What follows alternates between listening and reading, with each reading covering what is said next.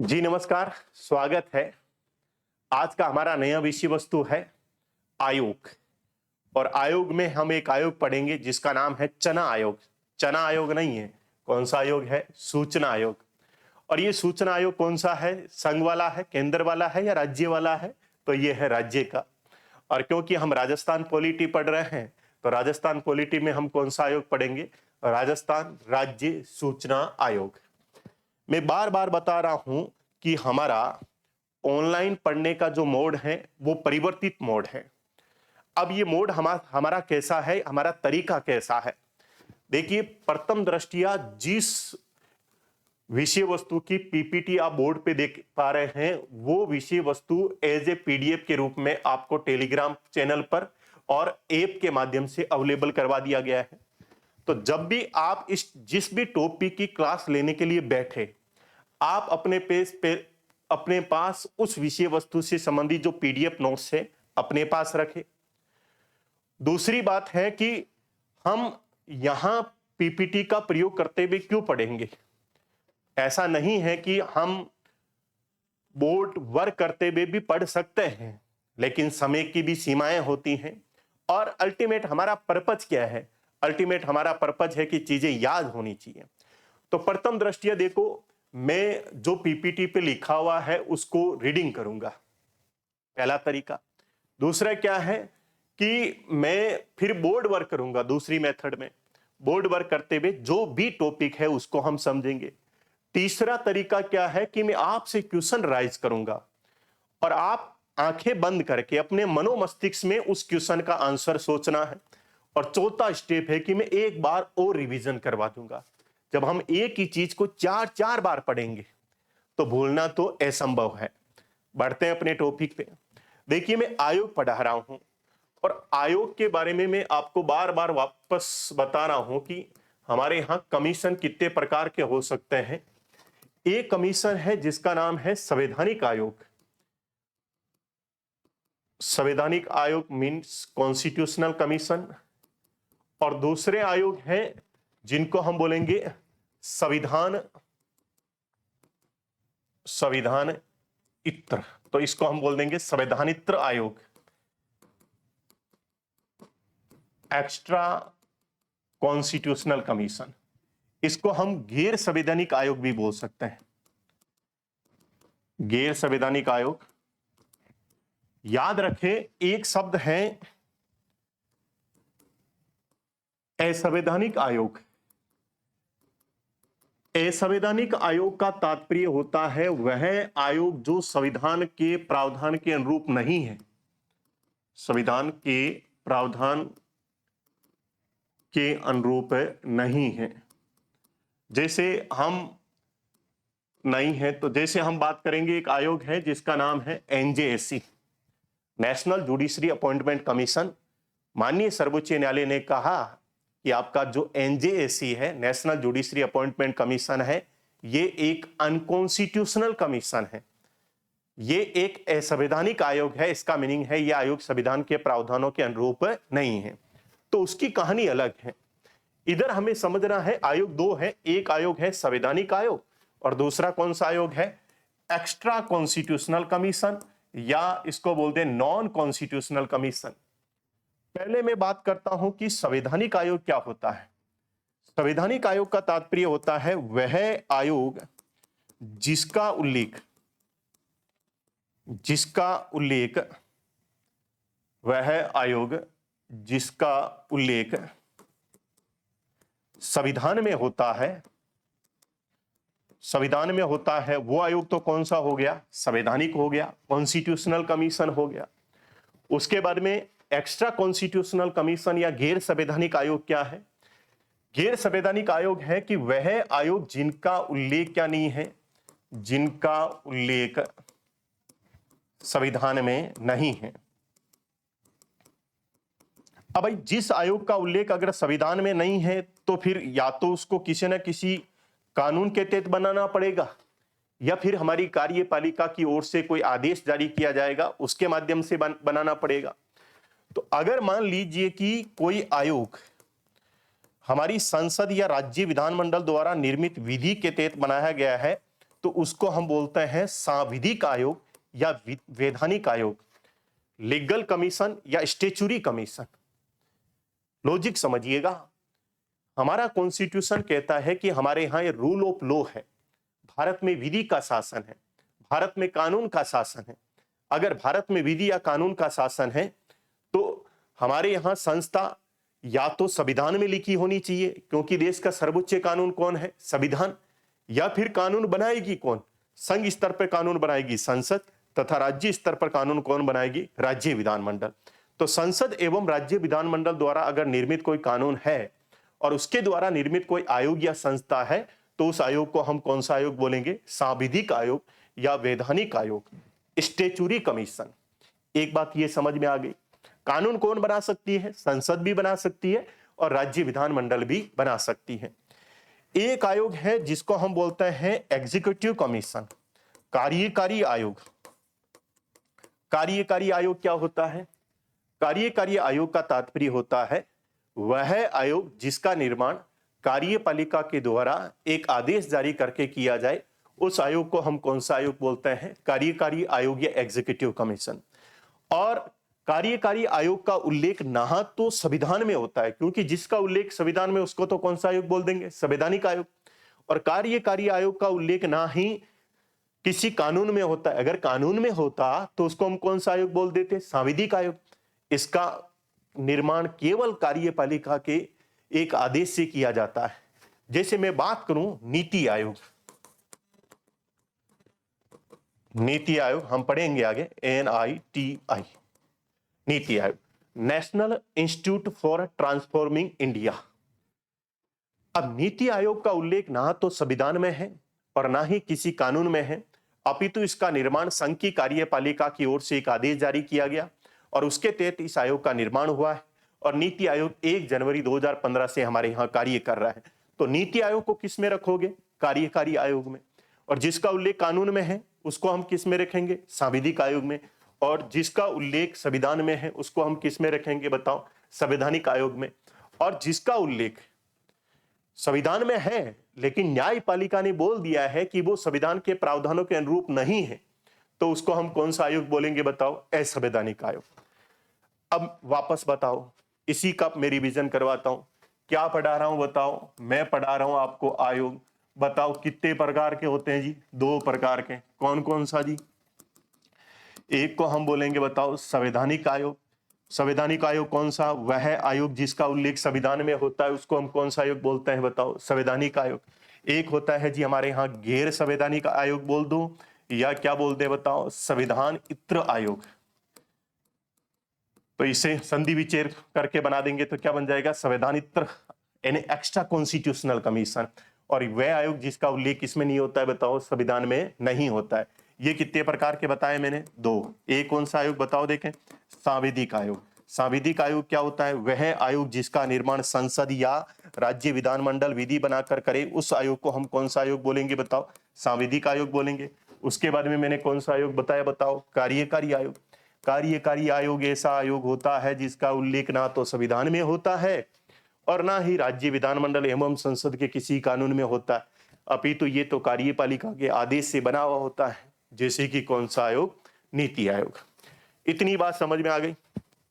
अब आपसे मैं क्वेश्चन पूछ रहा हूं कि आपको आंसर करना है। ये मान लीजिए ऑप्शन में आपके ए है, ये ऑप्शन में बी है, मान लीजिए ऑप्शन में ये बी है, ऑप्शन में ये सी है, और असंवैधानिक आयोग को मैं बोल रहा हूं ये डी है। ठीक है, आपको option A B C D बताना है। पहला क्वेश्चन कि वह आयोग जिसका उल्लेख संविधान में है वो कौन सा आयोग होगा? बताओ, कौन सा आयोग? संवैधानिक आयोग। फिर बताओ कि वह आयोग जिसका उल्लेख ना तो संविधान में है और ना ही संसद एवं राज्य विधानमंडल द्वारा निर्मित किसी कानून में है, अपितु वो आयोग कार्यपालिका के आदेश से बना हुआ है। तो बताओ, कार्यपालिका के आदेश से बना हुआ आयोग इसमें से कौन सा होगा? कार्यकारी आयोग, एग्जीक्यूटिव कमीशन। अगला क्वेश्चन, वह आयोग जिसका निर्माण संसद या राज्य विधानमंडल विधि बनाकर करे, उसको हम कौन सा आयोग बोलेंगे? वो कौन सा आयोग हो जाएगा? सांविधिक आयोग। ठीक है, वह आयोग जिसका उल्लेख संविधान में है, लेकिन वो आयोग संविधान के प्रावधानों के अनुरूप नहीं है, तो उसको हम क्या बोलेंगे बताओ? अनकॉन्स्टिट्यूशनल कमीशन, असंवैधानिक आयोग। और वह आयोग जिसमें आप दीवार का सहारा लेके क्लास ले रहे हैं, वह आयोग जिसमें आप जलेबी खाते हुए क्लास ले रहे हैं, तो इसमें कोई भी नहीं आएगा। इसमें कौन सा विकल्प आ जाएगा बताओ? पांचवा विकल्प आ जाएगा। इतनी बात समझ में आ गई। अब हम अपने विषय वस्तु में क्या करते हैं? प्रवेश करते हैं। पहला विषय वस्तु हमारा कौन सा है? इसमें हम कौन सा पढ़ रहे हैं बताओ? राजस्थान राज्य सूचना आयोग। ये देखो आरएसपरी के सिलेबस में है ही, उसके अलावा एसआई के अंदर भी है। इसके अलावा हाल ही में जो सेकंड ग्रेड का अपडेटेड जो सिलेबस है, सेकंड ग्रेड में भी इस राज्य सूचना आयोग को क्या कर दिया गया है? ऐड कर दिया गया है। अब स्टार्ट करते हैं कहानी। देखिए, नाम है सूचना आयोग। सूचना आयोग कैसे आया, इसकी कहानी क्या है कि हमारे यहां राजस्थान के अजमेर और उसके समय पास में एक जिला नया बना है जिसका नाम है ब्यावर। यहां पे एक आंदोलन चला और यह आंदोलन चलाया एक आईएएस अधिकारी महिला थी जिसका नाम था अरुणा रॉय। महिला ने आईएएस की पोस्ट का से त्याग पत्र दिया और एक संगठन का निर्माण किया, जिस संगठन का नाम था MKSS, मजदूर किसान शक्ति संगठन। मजदूर किसान शक्ति संगठन। अब इस मजदूर किसान शक्ति संगठन के द्वारा एक मूवमेंट चलाया गया, जिस मूवमेंट को बोलते हैं हम सूचना का अधिकार आंदोलन। सूचना का अधिकार आंदोलन। उस समय इन्होंने एक बड़ा अच्छा सॉन्ग बनाया। गाना ये था कि गाने के लिरिक्स कुछ ये थे कि जनता आपसे क्या मांगती? जनता आपसे कोका कोला नहीं मांगती है, जनता आपसे समोसा भी नहीं मांगती है, जनता आपसे कचौरी भी नहीं मांगती है, जनता आपसे दही बड़ा भी नहीं मांगती है, जनता आपसे क्या नहीं मांगती है? भेलपुरी भी नहीं मांगती है। तो जनता आपसे क्या मांग रही है? जनता मांग रही है कि सरकारी ऑफिसों में कितना पैसा आया और कहां कितना खर्च हुआ। जनता क्या मांगती है? जनता ये मांगती है कि प्रत्येक सरकारी कर्मचारी या अधिकारी के क्या क्या कर्तव्य हैं और उस अधिकारी और कर्तव्य के द्वारा अपने कर्तव्यों का निर्वहन किया जा रहा है या नहीं किया जा रहा है। फिर जनता क्या मांगती? जनता ये मांगती है कि जो मिस्टूल, जैसे मनरेगा और जिसका नाम अभी चेंज हो गया है, मनरेगा का तहत जो मिस्टूल आ रहा है उसमें कितने दिन का काम आया, कितना पैसा आवंटित हुआ, कहां कहां कार्य किया गया, इसका हिसाब मांगती है। ऐसा मूवमेंट चलाया गया हमारे राजस्थान के ब्यावर क्षेत्र से। याद रखना है कौन से संगठन के द्वारा। ऐसे इंफॉर्मेशन टाइप में पूछ सकते हैं कि मजदूर किसान शक्ति संगठन जो है उसका संबंध कौन से आंदोलन से है? तो इसका संबंध किससे है बताओ? इसका आंदोलन नींद लेने से नहीं है, इसका आंदोलन आराम करने से नहीं है, अपितु इसका संबंध किससे है बताओ? सूचना का अधिकार है आंदोलन से। ठीक है, ये मूवमेंट चला। देखिए, एक ब्यावर जिले से निकला हुआ मूवमेंट कहां तक पहुंच गया? दिल्ली तक पहुंच गया। इसने हमारी संसद की नींव को हिला दिया। इसका मीनिंग है कि हमारी संसद में बैठे हुए जो सांसद लोग हैं उनकी धड़कनों को तेज कर दिया। कौन से आंदोलन ने? मजदूर किसान शक्ति संगठन। इसका मीनिंग क्या है?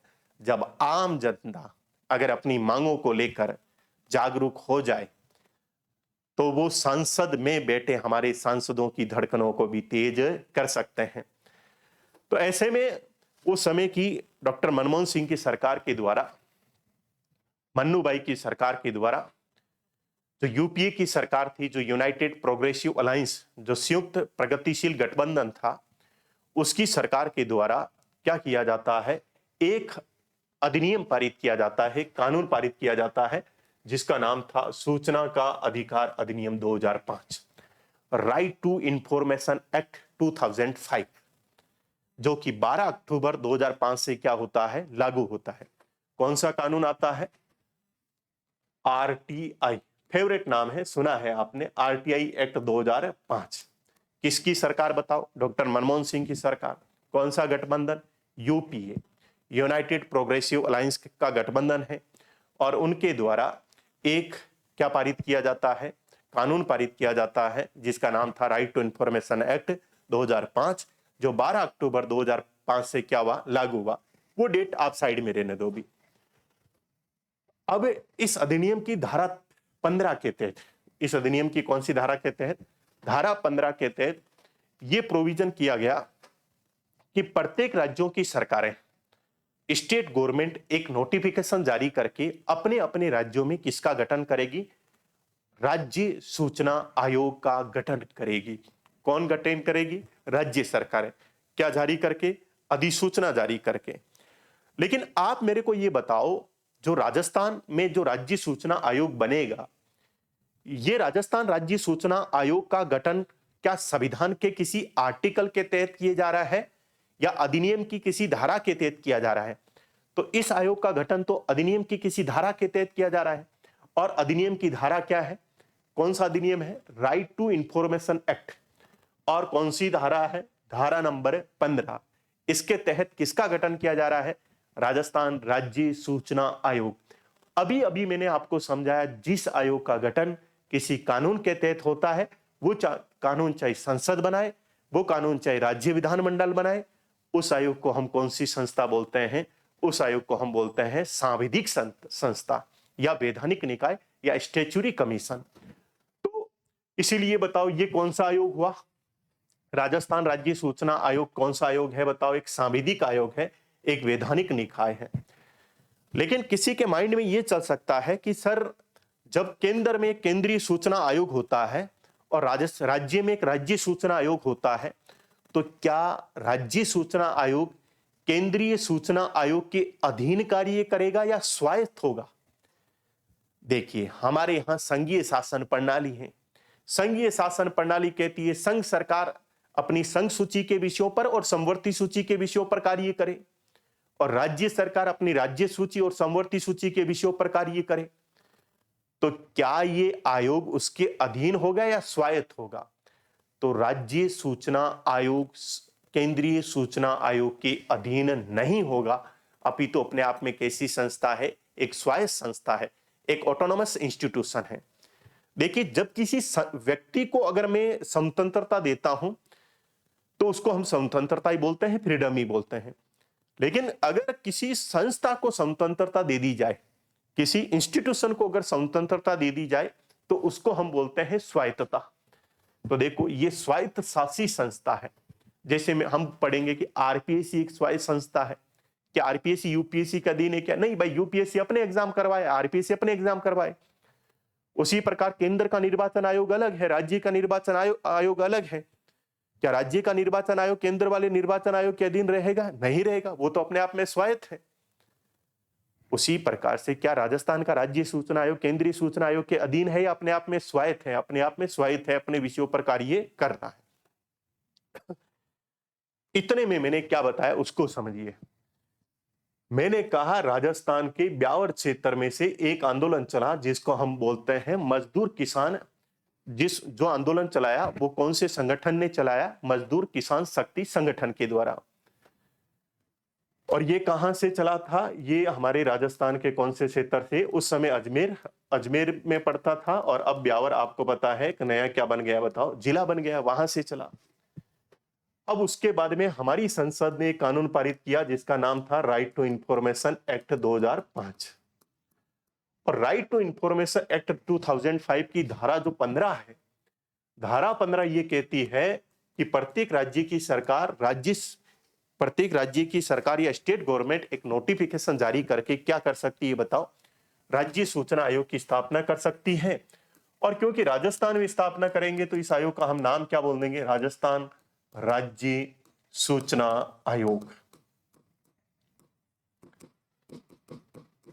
और राजस्थान स्टेट इंफॉर्मेशन कमीशन। और क्योंकि राजस्थान राज्य सूचना आयोग का गठन किसी कानून की धारा के तहत किया गया है, इसलिए हमारा जो ये आयोग है वो कौन सा आयोग होगा? बताओ, सांविधिक आयोग होगा। और सांविधिक आयोग को और कौन सा आयोग भी बोल सकते हैं? बताओ, वैधानिक आयोग भी बोल सकते हैं। इतनी बात क्लियर हो गई। अब आप मेरे को ये बताओ, क्या ये स्वायत्त शासी संस्था है? क्या याद ही रख लो आप, तो जितने भी आयोग हैं वो सब ऑटोनोमस इंस्टीट्यूशन है।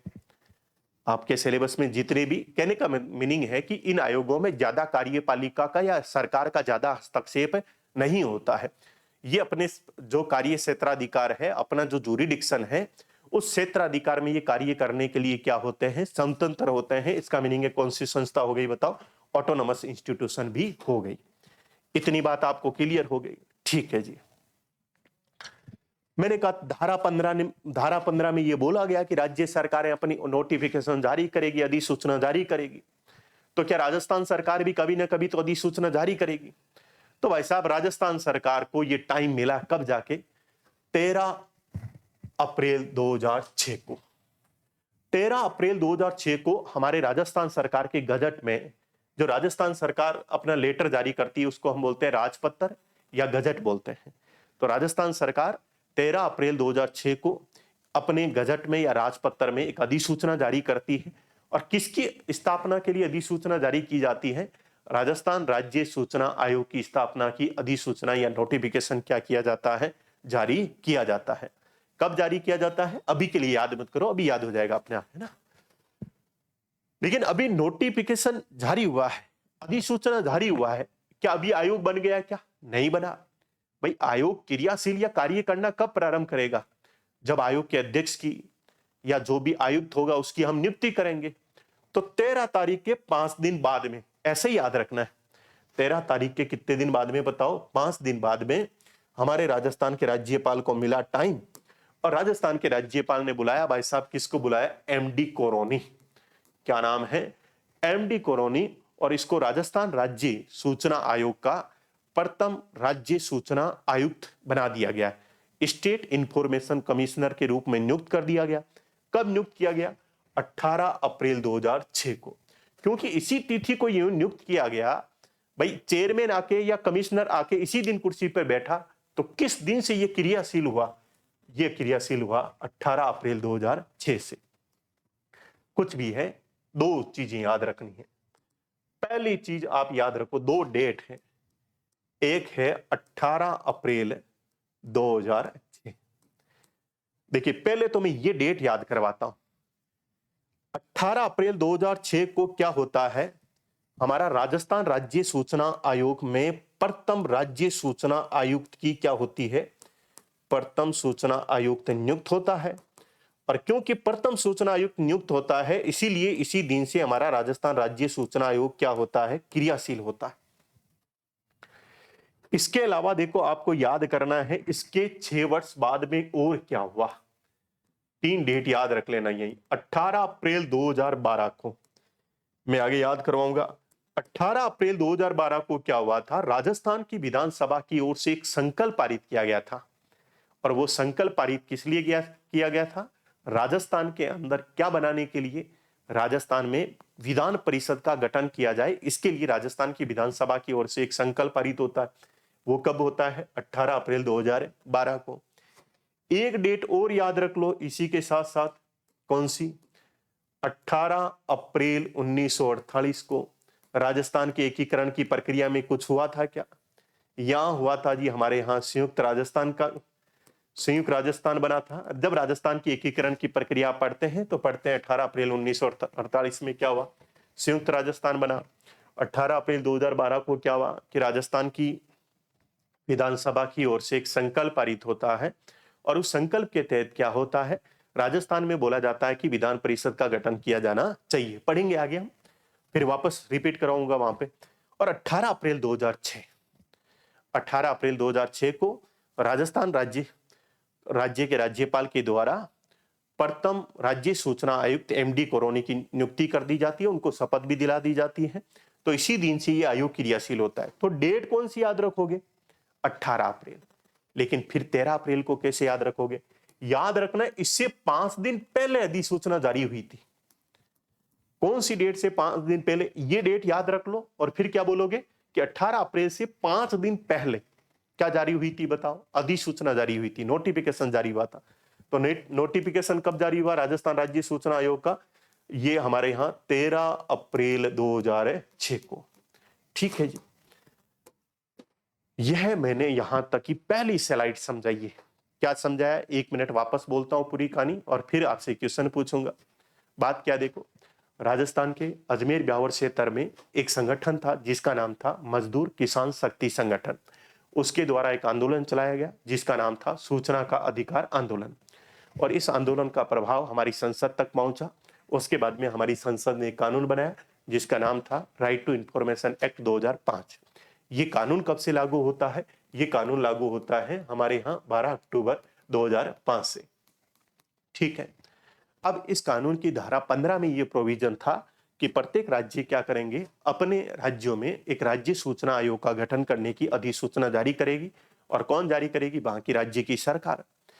और क्योंकि इस आयोग का गठन किसी अधिनियम की धारा के तहत किया गया है, इसलिए आयोग कैसा आयोग है? सांविधिक आयोग है और वैधानिक आयोग है या स्टैच्यूटरी कमीशन है। और आप ये भी जानते हैं कि मैंने कहा कि ये अपने विषयों पर कार्य करने के लिए क्या है? स्वतंत्र है। और जब किसी संस्था को हम स्वतंत्रता देते हैं तो हम बोलते हैं कि उसको क्या मिल गई? बताओ, स्वायत्तता। ठीक है जी।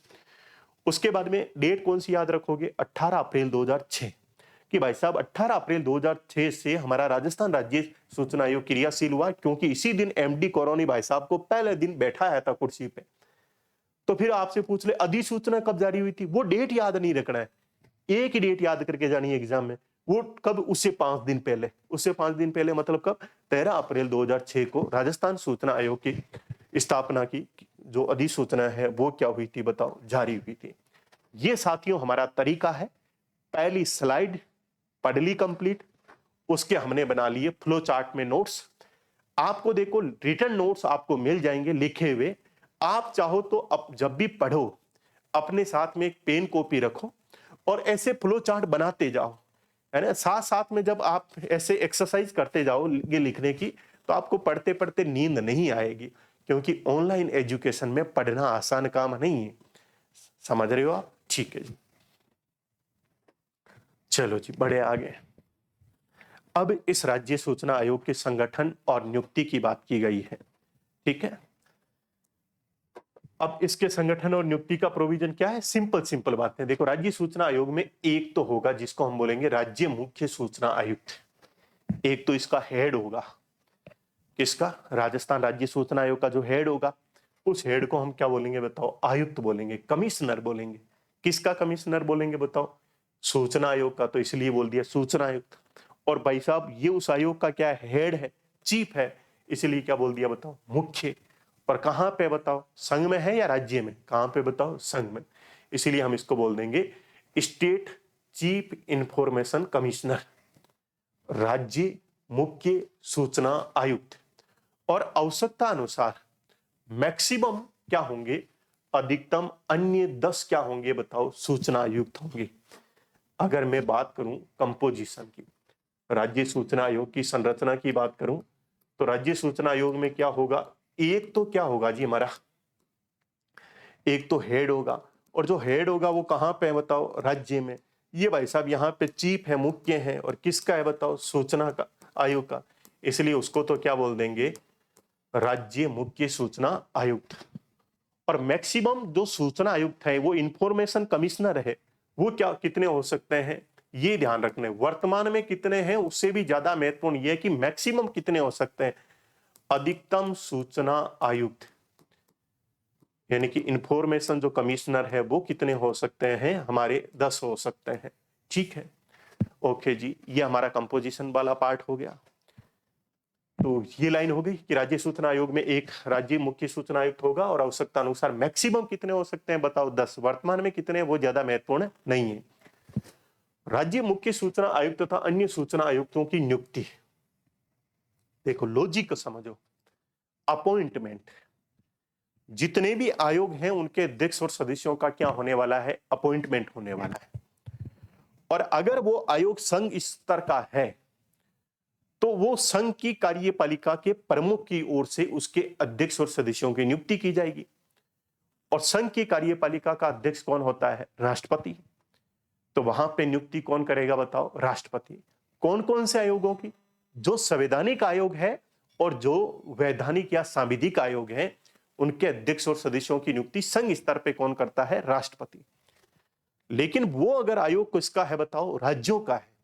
तो राज्य स्तर के जितने भी संवैधानिक आयोग, मीनिंग जिसका उल्लेख संविधान में है, और जो सांविधिक आयोग मीनिंग जिसको कानून से बनाया गया, इन दोनों आयोगों के अध्यक्ष और सदस्यों की नियुक्ति कौन करता है? राज्यपाल करता है। अब लॉजिक हमने पढ़ा अभी कि भाई राजस्थान राज्य सूचना आयोग कौन सा आयोग है? वैधानिक निकाय है, कानूनी निकाय है, सांविधिक निकाय। इसका मीनिंग है इसके अध्यक्ष और सदस्यों की नियुक्ति कौन करेगा? राज्यपाल करेगा। तो इसका आंसर क्या हो गया बताओ? इसके अध्यक्ष और सदस्यों की नियुक्ति कौन करेगा? राज्यपाल। अब ये नियुक्ति एक समिति की सिफारिश पर किया जाएगा, एक कमेटी की सिफारिश पर करेंगे। देखिए बात यह है कि 1989 से लेकर 2014 तक हमारे देश में गठबंधन की सरकारें थी, कोएलिशन की गवर्नमेंट थी। और गठबंधन सरकार में सरकार शक्तिशाली नहीं होती है, कार्यपालिका पर विधायिका का भी और विपक्ष का भी प्रभावी रूप से क्या होता है बताओ? नियंत्रण होता है। इसलिए आप विशेष रूप से ये नोटिस करेंगे कि इस गठबंधन सरकार के दौर में जितने भी आयोग और जितनी भी संस्थाएं बनी हैं, उनके अध्यक्ष और सदस्यों की नियुक्ति के लिए सामान्यतः किसका प्रयोग किया जाता है? सामान्यतः कमेटीज का प्रयोग किया जाता है। तो आपको मैक्सिमम कमेटी व्यवस्था कौन से टाइम पीरियड में बने हुए आयोगों में दिखेगी? जैसे राजस्थान राज्य मानवाधिकार आयोग में भी कमेटी सिस्टम चलता है, इधर राजस्थान सूचना आयोग में भी कमेटी सिस्टम चलता है। क्यों? क्योंकि किस दौर में बनी बताओ? गठबंधन के दौर में बनी। और गठबंधन के दौर में सरकार पर विधायिका यानी संसद का भी और विपक्ष का भी प्रभावी नियंत्रण होता है, तो सबको साथ लेके चलना पड़ता है। और उसके बाद में आयोग और सदस्यों के अध्यक्ष और सदस्यों की क्या हो सकती है? नियुक्ति हो सकती है। तो यहां पे नियुक्ति तो राज्यपाल करेगा, लेकिन क्या राज्यपाल अपनी मनमर्जी से करेगा क्या? भाई साहब, राज्यपाल वैसे ही जब राज्य की कार्यपालिका के संवैधानिक प्रधान के रूप में कार्य कर रहा है, तब वो वैसे भी सलाह और सहायता से कार्य करता है, तो अपने विवेक से तो कार्य नहीं कर पाएगा नियुक्ति में। लेकिन फिर नियुक्ति करेगा तो किसकी सिफारिश पर? वो नियुक्ति करेगा, उसको हम बोलते हैं चयन समिति की सिफारिश पर, सिलेक्शन कमेटी की सिफारिश पर। और इस सिलेक्शन कमेटी में कौन होंगे? देखो, एक मुख्यमंत्री होगा। सामान्यतः जितनी भी सिलेक्शन कमेटियां हैं उनमें एक व्यक्ति जरूर होगा, कौन बताओ? मुख्यमंत्री। क्योंकि व्यवहारिक रूप में या तथ्यतः सरकार का प्रमुख कौन होता है? मुख्यमंत्री होता है। तो एक मुख्यमंत्री हो गया, वो इस समिति का क्या होगा? इस सिलेक्शन कमेटी का अध्यक्ष होगा। एक हमें विधानसभा में कौन लेना है बताओ? विपक्ष का नेता। और एक हमें मुख्यमंत्री द्वारा मनोनीत कोई कैबिनेट मंत्री लेना है। यहां पे क्या गृह मंत्री लिखा है? क्या नहीं लिखा है? क्या और कोई मंत्री का पर्टिकुलर नाम लिखा है? नहीं लिखा है। कोई भी कैबिनेट मंत्री जो कौन मनोनीत करेगा? मुख्यमंत्री। देखा जाए तो दो तो सरकार के आदमी है। दो सरकार के आदमी कौन कौन है बताओ? एक मुख्यमंत्री और एक मुख्यमंत्री द्वारा मनोनीत कौन सा मंत्री बताओ? कैबिनेट मंत्री। और एक विपक्ष का आदमी, यानी विधानसभा के अंदर विपक्ष का नेता। टोटल कितने लोग हो गए बताओ? 3 लोग हो गए। अब क्वेश्चन कैसे आता है? या तो पूछ लेंगे कि राजस्थान राज्य सूचना आयोग के आयुक्त और मतलब मुख्य सूचना आयुक्त और अन्य सूचना आयुक्त की नियुक्ति के लिए जो चयन समिति है उसमें कौन कौन सदस्य होते हैं? तो 3 है। 2 सरकार के, एक मुख्यमंत्री और एक मुख्यमंत्री द्वारा नियुक्त कैबिनेट मंत्री, और एक विपक्ष का नेता। कहां? विधानसभा में। लेकिन क्वेश्चन इससे आगे से आएगा। क्वेश्चन आएगा कि इस जो चयन समिति है, वो ये जो सिलेक्शन कमेटी है, इस सिलेक्शन कमेटी का जो अध्यक्ष होता है वो कौन होता है? एक लाइन में 10 क्वेश्चन सही करवा रहा हूं, अच्छे से राइट डाउन भी कर लेना, लिख लेना कि अगर राज्य स्तर का कोई आयोग है और उस आयोग में कोई चयन समिति बनी हुई है, तो उस चयन समिति का अध्यक्ष मुख्यमंत्री होगा। क्यों? क्योंकि अपॉइंटमेंट की जिम्मेदारी कार्यपालिका की होती है, एग्जीक्यूटिव की होती है। और कार्यपालिका में कौन है बताओ? मुख्यमंत्री। इसलिए अध्यक्ष किसको बनाया जाएगा? मुख्यमंत्री को। और इसी प्रकार से संघ स्तर पे अगर कोई भी आयोग है और उस आयोग के अध्यक्ष और सदस्यों की नियुक्ति से संबंधित कोई भी सिलेक्शन कमेटी है, तो सिलेक्शन कमेटी का अध्यक्ष कौन होगा बताओ? प्रधानमंत्री। क्यों? क्योंकि संघ स्तर पर भी अपॉइंटमेंट की जिम्मेदारी किसकी है? कार्यपालिका की। और कार्यपालिका में कौन हो गया बताओ? वहां पे प्रधानमंत्री। ये स्लाइड हमारी क्या हुई साथियों? कंप्लीट हुई। देखो क्या बताया। पहली बात मैंने बताई कंपोजिशन, संरचना। संरचना क्या है कि कौन सी धारा में दे रखी है? अभी धारा 15 ही चल रही है। धारा में बाद में याद करवा दूंगा, याद करना है। क्यों याद करना है? एग्जाम में पूछा जा रहा है, सीधी बात। देखिए पहली बात संरचना। संरचना में क्या बताया? एक तो होगा हेड, और मैक्सिमम कितने सदस्य हो सकते हैं? 10। फिर मेरे को बताओ नियुक्ति कौन करेगा, अपॉइंटमेंट कौन करेगा? क्या राष्ट्रपति करेगा? क्या नहीं भाई साहब, राज्य स्तर का आयोग है तो वहां नियुक्ति कौन करेगा बताओ? राज्यपाल करेगा। क्या यहाँ कोई चयन समिति बनी भी है क्या? हाँ जी, राज्यपाल अपनी मनमर्जी से नियुक्ति नहीं करेगा। किसकी सिफारिश पर बताओ? एक सिलेक्शन कमेटी की सिफारिश पर करेगा। हाँ जी, सिलेक्शन कमेटी में कौन कौन होंगे जी?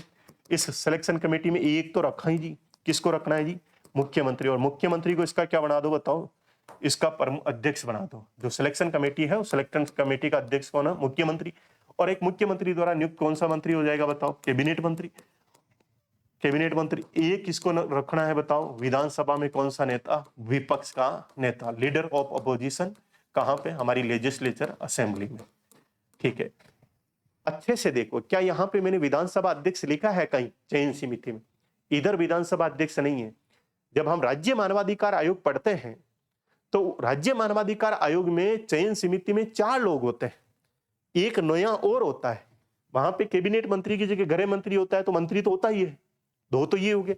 एक विधानसभा में विपक्ष का नेता होता है। चौथा कौन होता है? विधानसभा का अध्यक्ष होता है। कौन से आयोग में? मानवाधिकार आयोग में। कौन से आयोग में नहीं होता है? सूचना आयोग में नहीं होता है। कौन सा? विधानसभा अध्यक्ष। चलो जी, यहां तक हमने पढ़ लिया, बढ़े आगे। चलो देखें, आपसे क्वेश्चन पूछता हूं 1-2। पहली बात तो बताओ, देखें राजस्थान स्टेट इंफॉर्मेशन कमीशन कैसा आयोग है? आपका ए ऑप्शन है कॉन्स्टिट्यूशनल कमीशन, बी ऑप्शन है ये कॉन्स्टिट्यूशनल कमीशन, बी ऑप्शन है स्टैट्यूटरी कमीशन या सांविधिक आयोग, और सी ऑप्शन है नॉन कॉन्स्टिट्यूशनल कमीशन, और डी ऑप्शन कि सर हमें तो मजा आ रहा है, हम तो नींद ले रहे हैं। बताओ देखिए कौन सा? तो मैंने बताया ये कौन सा कमीशन है बताओ? स्टैट्यूटरी कमीशन है।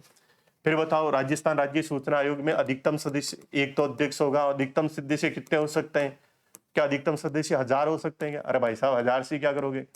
क्या 1000 होंगे क्या? नहीं होंगे। क्या 100 होंगे क्या? नहीं होंगे। क्या 20 होंगे क्या? नहीं होंगे। मैक्सिमम कितने सदस्य हो सकते हैं? 10 हो सकते हैं।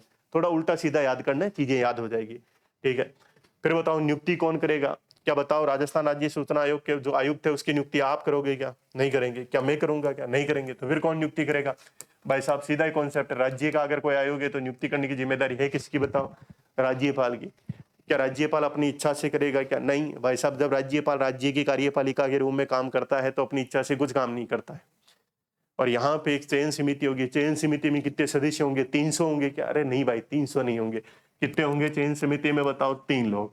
और वो 3 लोग कौन कौन होंगे बताओ? एक मुख्यमंत्री होगा, एक मुख्यमंत्री द्वारा नियुक्त कैबिनेट मंत्री होगा, और फिर एक कौन होगा बताओ?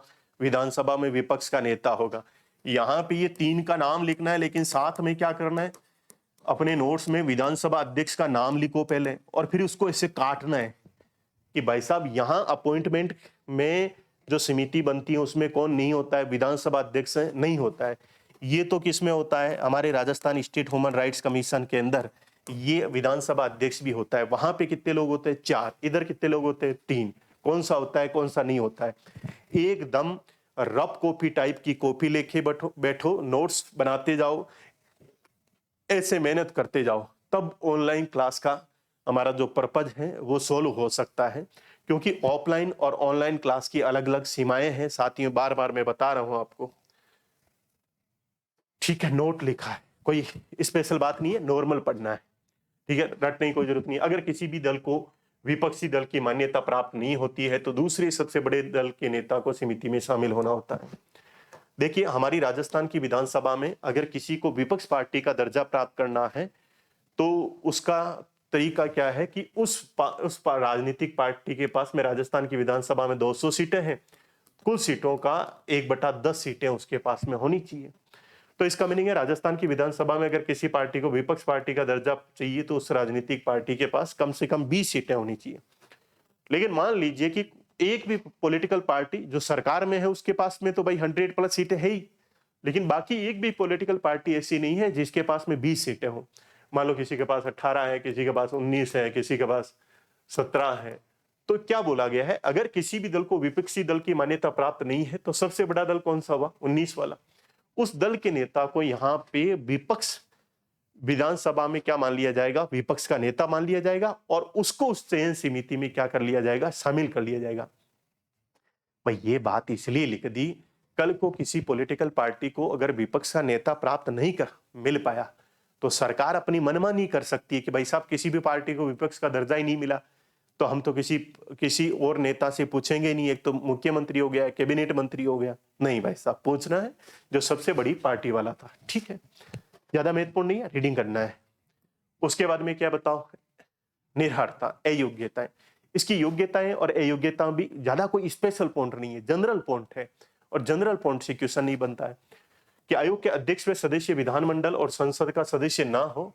कुल मिला के वो मतलब कि संसद का सदस्य नहीं होना चाहिए, विधानमंडल का सदस्य नहीं होना चाहिए, किसी लाभ के पद पे नहीं होना चाहिए। भाई सांसद है, विधानसभा सदस्य है तो उधर उधर से त्यागपत्र दे के आओ। मान लीजिए कोई आईएएस अधिकारी है, कोई प्रोफेसर है और इधर उसको मान लो सदस्य बना रहे हैं, नहीं बनाएंगे भाई साहब, क्योंकि कौन सा पद लेके बैठा है बताओ, लाभ का पद लेके बैठा है, तो वहां से पहले त्यागपत्र दे के आए और फिर इधर आए। इसके अध्यक्ष और सदस्य किसी राजनीतिक पार्टी से क्या नहीं होना चाहिए, इनका रिलेशन किसी पॉलिटिकल पार्टी से नहीं होना चाहिए। इसके जो अध्यक्ष हैं और इनका जो सदस्य है, ठीक है, इनका रिलेशन किसी भी पॉलिटिकल पार्टी से नहीं होना चाहिए, क्योंकि अगर वो किसी न किसी पॉलिटिकल पार्टी से संबंधित होंगे तो वो निष्पक्षता के साथ में, इम्पार्शलिटी के साथ में कार्य नहीं कर पाएंगे। इसलिए उनका रिलेशन किसी भी पॉलिटिकल पार्टी से नहीं होना चाहिए। ठीक है जी। योग्यता के बाद में सॉरी अयोग्यताओं के बाद में कुछ योग्यताएं भी लिखिए, जनरल है, स्पेशल नहीं है, इसलिए याद नहीं करना है कि भाई उसको विधि के बारे में आता हो, ना थोड़ा कानूनों के बारे में जानकारी हो, जिसको साइंस और टेक्नोलॉजी के बारे में भी जानकारी हो, सोशल सर्विसेज की हो, मैनेजमेंट में कार्य किया हो, पत्रकारिता में, जनसंपर्क के माध्यम से या शासन प्रशासन के माध्यम से व्यापक अनुभव और ज्ञान रखता है। ठीक है, यहां तक योग्यता और अयोग्यता में कुछ भी आपको केवल पढ़ना है, रटना कुछ भी नहीं है। ओके जी। नेक्स्ट है हमारा कार्यकाल और पदावधि। अभी तक मैंने जो बातें आपको बताई वो हमारी कौन सी धारा में है, 15। क्या क्या लिखा है धारा 15 में? देखो, एक तो लिखा है गठन वाली बात, फिर क्या लिखा है बताओ, संरचना वाली बात कि भाई 1 और मैक्सिमम 10, फिर नियुक्ति वाली बात, फिर योग्यता वाली बात, फिर अयोग्यता वाली बात। ये सब कौन सी धारा में लिखे हैं बताओ? 15 में। लास्ट में मैं धाराएं एक साथ लिखवाऊंगा, आप अपनी कॉपी में राइट डाउन कर लेना। अब है कार्यकाल या पदावधि या टेन्योर वाली बात। देखिए, राजस्थान राज्य मुख्य सूचना आयुक्त और अन्य सूचना आयुक्त का कार्यकाल 65 वर्ष तक और उसकी आयु तक, या जो भी कार्यकाल केंद्र सरकार द्वारा निर्धारित करे, दोनों में से भी जो भी है वो पहले तक होगा। केंद्र सरकार ने ये अवधि कितने वर्ष निर्धारित की है? 3 वर्ष निर्धारित की है। इस बात को समझिएगा, ये नोट क्या लिखा है उसको भी समझिएगा। देखिए, जब हमारे यहां राजस्थान स्टेट इंफॉर्मेशन कमीशन बना, कब से क्रियाशील है जी? 18 अप्रैल 2006 से ये क्रियाशील है। तब हमारे यहां राइट टू इंफॉर्मेशन एक्ट 2005 की धारा 16 में ये प्रोविजन था कि यहाँ पे जो राज्य मुख्य सूचना आयुक्त है और अन्य जो सूचना आयुक्त हैं, उनका कार्यकाल होगा 5 वर्ष एवं 65 वर्ष की अवधि में से जो भी पहले हो। भाई मान लीजिए किसी को 63 वर्ष की आयु में बैठाया जाता है तो वो तो 2 वर्ष में 65 का हो जाएगा, तो इसका मीनिंग है इधर ये कॉन्सेप्ट लागू होगा। लेकिन कोई मान लीजिए कि 40 वर्ष मतलब 50 वर्ष की आयु में बनता है तो फिर उसको 55 वर्ष में रिटायरमेंट लेना है, क्योंकि 5 वर्ष हो गए ना इधर वाले। ऐसा प्रोविजन था पहले। लेकिन ध्यान रखने वाली बात क्या है कि भाई साहब 2019 में क्या होता है, संशोधन होता है। एनडीए की सरकार के द्वारा, मोदी जी की सरकार के द्वारा राइट टू इंफॉर्मेशन एक्ट में क्या करवाया जाता है, संशोधन करवाया जाता है। और ये संशोधन कब हुआ था? ये संशोधन अधिनियम है जी, संशोधन अधिनियम 2019। और इसमें बोला गया कि हम अब कार्यकाल में संशोधन कर रहे हैं। केंद्रीय सूचना आयोग और राज्य सूचना आयोग दोनों के अध्यक्ष, आयुक्त और जो सदस्य होते हैं, उन दोनों के कार्यकाल में चेंजेस किया गया और बोला क्या गया, अब इनका कार्यकाल मैक्सिमम लिमिट तो भाई साहब 65 वर्ष है। मैक्सिमम लिमिट अभी भी क्या है बताओ? 65 वर्ष है। लेकिन कितने समय का कार्यकाल होगा ये किसके द्वारा निर्धारित किया जाएगा? केंद्र सरकार के द्वारा। भाई साहब इसको अंडरलाइन कर लेना है अच्छी तरह से, राज्य सरकार द्वारा नहीं, केंद्रीय सूचना आयोग और राज्य सूचना आयोग, दोनों ही आयोग के जो अध्यक्ष और सदस्य हैं उनका कार्यकाल किसके द्वारा निर्धारित किया जाता है? मैक्सिमम लिमिट अभी भी 65 वर्ष है, लेकिन किसके द्वारा निर्धारित किया जाएगा? केंद्र सरकार के द्वारा। और ये जो अमेंडमेंट हुआ, ये जो संशोधन हुआ, ये संशोधन हुआ कब? ये हुआ 2019 में। फिर केंद्र सरकार ने ये निर्धारित किया कि भाई साहब यहां पे हम कार्यकाल को निर्धारित किसने किया, ये ध्यान रखना है। निर्धारित किया केंद्र सरकार ने, और केंद्र सरकार ने कहा भाई साहब आपका कार्यकाल हम कितना रख देते हैं, 3 वर्ष एवं 65 वर्ष की अवधि में से जो भी पहले हो। पहले कितना था? 65 वर्ष, और 5 वर्ष में से जो भी पहले हो। लेकिन फिर 2019 में चेंजेस किया हुआ। बताओ, केंद्र सरकार द्वारा निर्धारित करेगी। ऑप्शन सुनो, देखें क्वेश्चन आएगा कि राज्य सूचना आयुक्त जो होता है उसका कार्यकाल किसके द्वारा निर्धारित किया जाएगा? ए ऑप्शन राष्ट्रपति, बी ऑप्शन केंद्र सरकार, सी ऑप्शन राज्य सरकार, डी ऑप्शन राज्यपाल। राष्ट्रपति भी आंसर नहीं होगा, राज्य सरकार भी नहीं होगा, राज्यपाल भी नहीं होगा। कौन आंसर होगा? क्योंकि कानून में जो लिखा होता है एग्जामिनर उसी को सही मानता है। और लिखा क्या है बताओ? केंद्र सरकार या सेंट्रल गवर्नमेंट। और ऐसे मैक्सिमम अवधि क्या है बताओ? 65 वर्ष। ठीक है। और अब केंद्र सरकार ने कितना बता दिया है बताओ? 365। क्या बताया मैंने? हमने बात की है जी कार्यकाल की। कौन सी धारा में है? धारा याद करवा देंगे, धारा की चिंता मत करो। ये कार्यकाल है, मतलब धारा 16 में। जब ये बना तब से लेकर 2019 तक ये प्रोविजन था कि अध्यक्ष और सदस्यों का कार्यकाल होगा 5 वर्ष और 65 वर्ष की अवधि में से जो भी पहले हो। लेकिन मैंने कहा चेंजेस हुआ, संशोधन हुआ। और ये संशोधन कब हुआ? 2019 में। 2019 में बोला कि मैक्सिमम लिमिट तो अभी भी 65 वर्ष है, लेकिन जो आयु निर्धारित की जाएगी वो किसके द्वारा की जाएगी बताओ?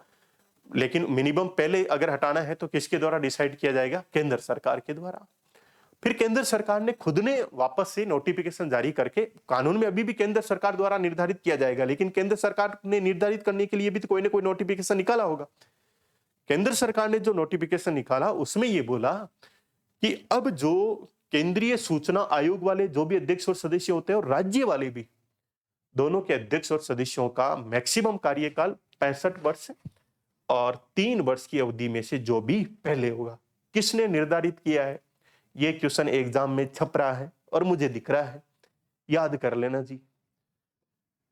ओके जी, आगे बढ़ाया जाए। अगले में एक लाइन बोलूंगा, 20 क्वेश्चन एक साथ से। क्या लिखा है? रीअपॉइंटमेंट। याद रख लेना, राज्य मानवाधिकार आयोग, केंद्र वाला और राज्य वाले मानवाधिकार आयोग के अलावा किसी भी आयोग में रीअपॉइंटमेंट का प्रोविजन नहीं है। केवल पूरी पॉलिटी में, इंडिया पॉलिटी में, स्टेट पॉलिटी में जितने भी आप कमीशन पढ़ते हैं, जितने भी आयोग पढ़ते हैं, जितने भी कमीशन और जितने भी आप आयोग पढ़ते हैं, उनमें से आपको ध्यान में क्या रखना है? केवल राष्ट्रीय मानवाधिकार आयोग और राज्य मानवाधिकार आयोग, ये 2 आयोग, कुल मिलाकर आयोग तो एक ही हुआ ना, मानवाधिकार वाला वो राष्ट्र वाला, राज्य वाला, उनमें ही रीअपॉइंटमेंट का प्रोविजन है। यानी उनके अध्यक्ष और सदस्य रीअपॉइंटमेंट हो सकते हैं, पुनर्नियुक्त हो सकते हैं। बाकी किसी का अध्यक्ष वापस अध्यक्ष रीअपॉइंटमेंट नहीं हो सकता है, पुनः नियुक्त नहीं हो सकता है। लेकिन सदस्य अपॉइंट हो सकते हैं, सदस्य के रूप में नहीं। सदस्य रीअपॉइंटमेंट हो सकते हैं किसके रूप में? हर आयोग में यही कॉन्सेप्ट है। मैंने कहा मानवाधिकार आयोग के अलावा किसी भी आयोग का अध्यक्ष तो रीअपॉइंटमेंट होगा ही नहीं। मानवाधिकार आयोग के अलावा किसी भी आयोग का सदस्य वापस सदस्य के रूप में अपॉइंटमेंट होगा ही नहीं। लेकिन प्रत्येक आयोग का जो सदस्य है वो किसके रूप में अपॉइंटमेंट हो सकता है? अध्यक्ष के रूप में। लेकिन वो व्यक्ति उस कमीशन में, उस संस्था में मैक्सिमम कितने टाइम के लिए बैठेगा? जितना मैक्सिमम टाइम पीरियड उस आयोग के कार्यकाल में लिखा हुआ है। जैसे मान लीजिए कि आरपीएससी के अध्यक्ष के लिए लिखा है, आरपीएससी के अध्यक्ष और सदस्यों का कार्यकाल लिखा है कि मैक्सिमम 62 वर्ष एवं 6 वर्ष में से जो भी पहले हो। तो मान लीजिए कोई सदस्य 4 वर्ष तक रह गया तो उसको हम अध्यक्ष कितने समय के लिए बना सकते हैं? 2 वर्ष के लिए। इसका मीनिंग है उस कमीशन में उसकी टोटल टाइम पीरियड कितना वर्ष है बताओ, जो उसके कार्यकाल में लिखा हुआ है। अब इसके हिसाब से अभी मैंने बताया कि यहां पे भाई मैक्सिमम तो 65 वर्ष है और उसके बाद में निर्धारित कौन करेगी? केंद्र सरकार। लेकिन पहले क्या था बताओ? 5 वर्ष। लेकिन केंद्र सरकार एक चीज या संसद कानून में संशोधन के समय एक चीज लिखना भूल गई। वहां तो निर्धारित कर दिया कि मैक्सिमम कार्यकाल जो भी होगा वो केंद्र सरकार के, मतलब जो भी उनका कार्यकाल होगा वो केंद्र सरकार के द्वारा निर्धारित किया जाएगा। लेकिन यहां वो लिखना भूल गए, क्योंकि यहां तो पहले से कितने वर्ष था, उसकी अवधि पूरे कार्यकाल में कितने से ज्यादा नहीं होगी, 5 वर्ष से अधिक नहीं होगी। तो ध्यान रखना यहां परंतु उसकी अवधि 5 वर्ष से अधिक नहीं होगी, यही लिखा है। लेकिन उधर कार्यकाल कितना वर्ष हो गया बताओ? 3 वर्ष। कुछ टेक्निकल बातें हैं, थोड़ा समझदारी से पढ़ोगे तो चीजें याद रह जाएगी। ठीक है, तो ये रीअपॉइंटमेंट वाली बार बार जब चैप्टर आएंगे दूसरे आयोग वाले भी, तो उनमें भी रिपीट करवाऊंगा। अगला है जी शपथ। क्वेश्चन क्या याद रखना है? शपथ कौन दिलाएगा? सीधा ही दिख रहा है, राज्यपाल दिलाएगा। ये क्वेश्चन नहीं पूछेगी आरपीएससी। आरपीएससी पूछेगी कौन कौन से आयोग, आप राजस्थान पॉलिटी में जितने भी आयोग पढ़ते हैं उन आयोगों में से कौन कौन से आयोग ऐसे हैं जिनमें शपथ का प्रोविजन है। यानी कि कानून के अंदर कौन सी बात लिखी है बताओ? शपथ वाली बात लिखी हुई है। तो एक तो हमें दिख ही रहा, राजस्थान स्टेट इंफॉर्मेशन कमीशन दिख ही रहा है। एक आयोग आप याद रखना हमारे यहां लोकायुक्त। लोकायुक्त में भी किसका प्रोविजन है बताओ? शपथ का प्रोविजन है। अब बाकी रिसर्च आपको करना है। एक आयोग और है, रिसर्च आपको ये करना है। क्या रिसर्च करना है? क्या आरपीएससी के अध्यक्ष और सदस्यों के शपथ का प्रोविजन है या नहीं है? क्या राजस्थान राज्य मानवाधिकार आयोग के अध्यक्ष और सदस्यों में शपथ का प्रोविजन है या नहीं है? क्या राज्य महिला आयोग में भी शपथ का प्रोविजन है या नहीं है? ये रिसर्च करना है आपको। इसका मीनिंग है ऐसे कंपैरिजन से जब चीजों को पढ़ोगे तभी लॉन्ग टर्म हमारी मेमोरी में चीजें बैठी रह पाएगी। तो ये शपथ वाली बात हो गई। अगली बात है जी त्याग पत्र। त्याग पत्र सीधी बात है किसको देगा जी? राज्यपाल को। त्याग पत्र किसको देगा? राज्यपाल को। देखो अभी तक मैंने आपको 2 धाराएं पढ़ाई हैं। अभी तक हमने केवल कितनी धाराएं पढ़ी है? 2।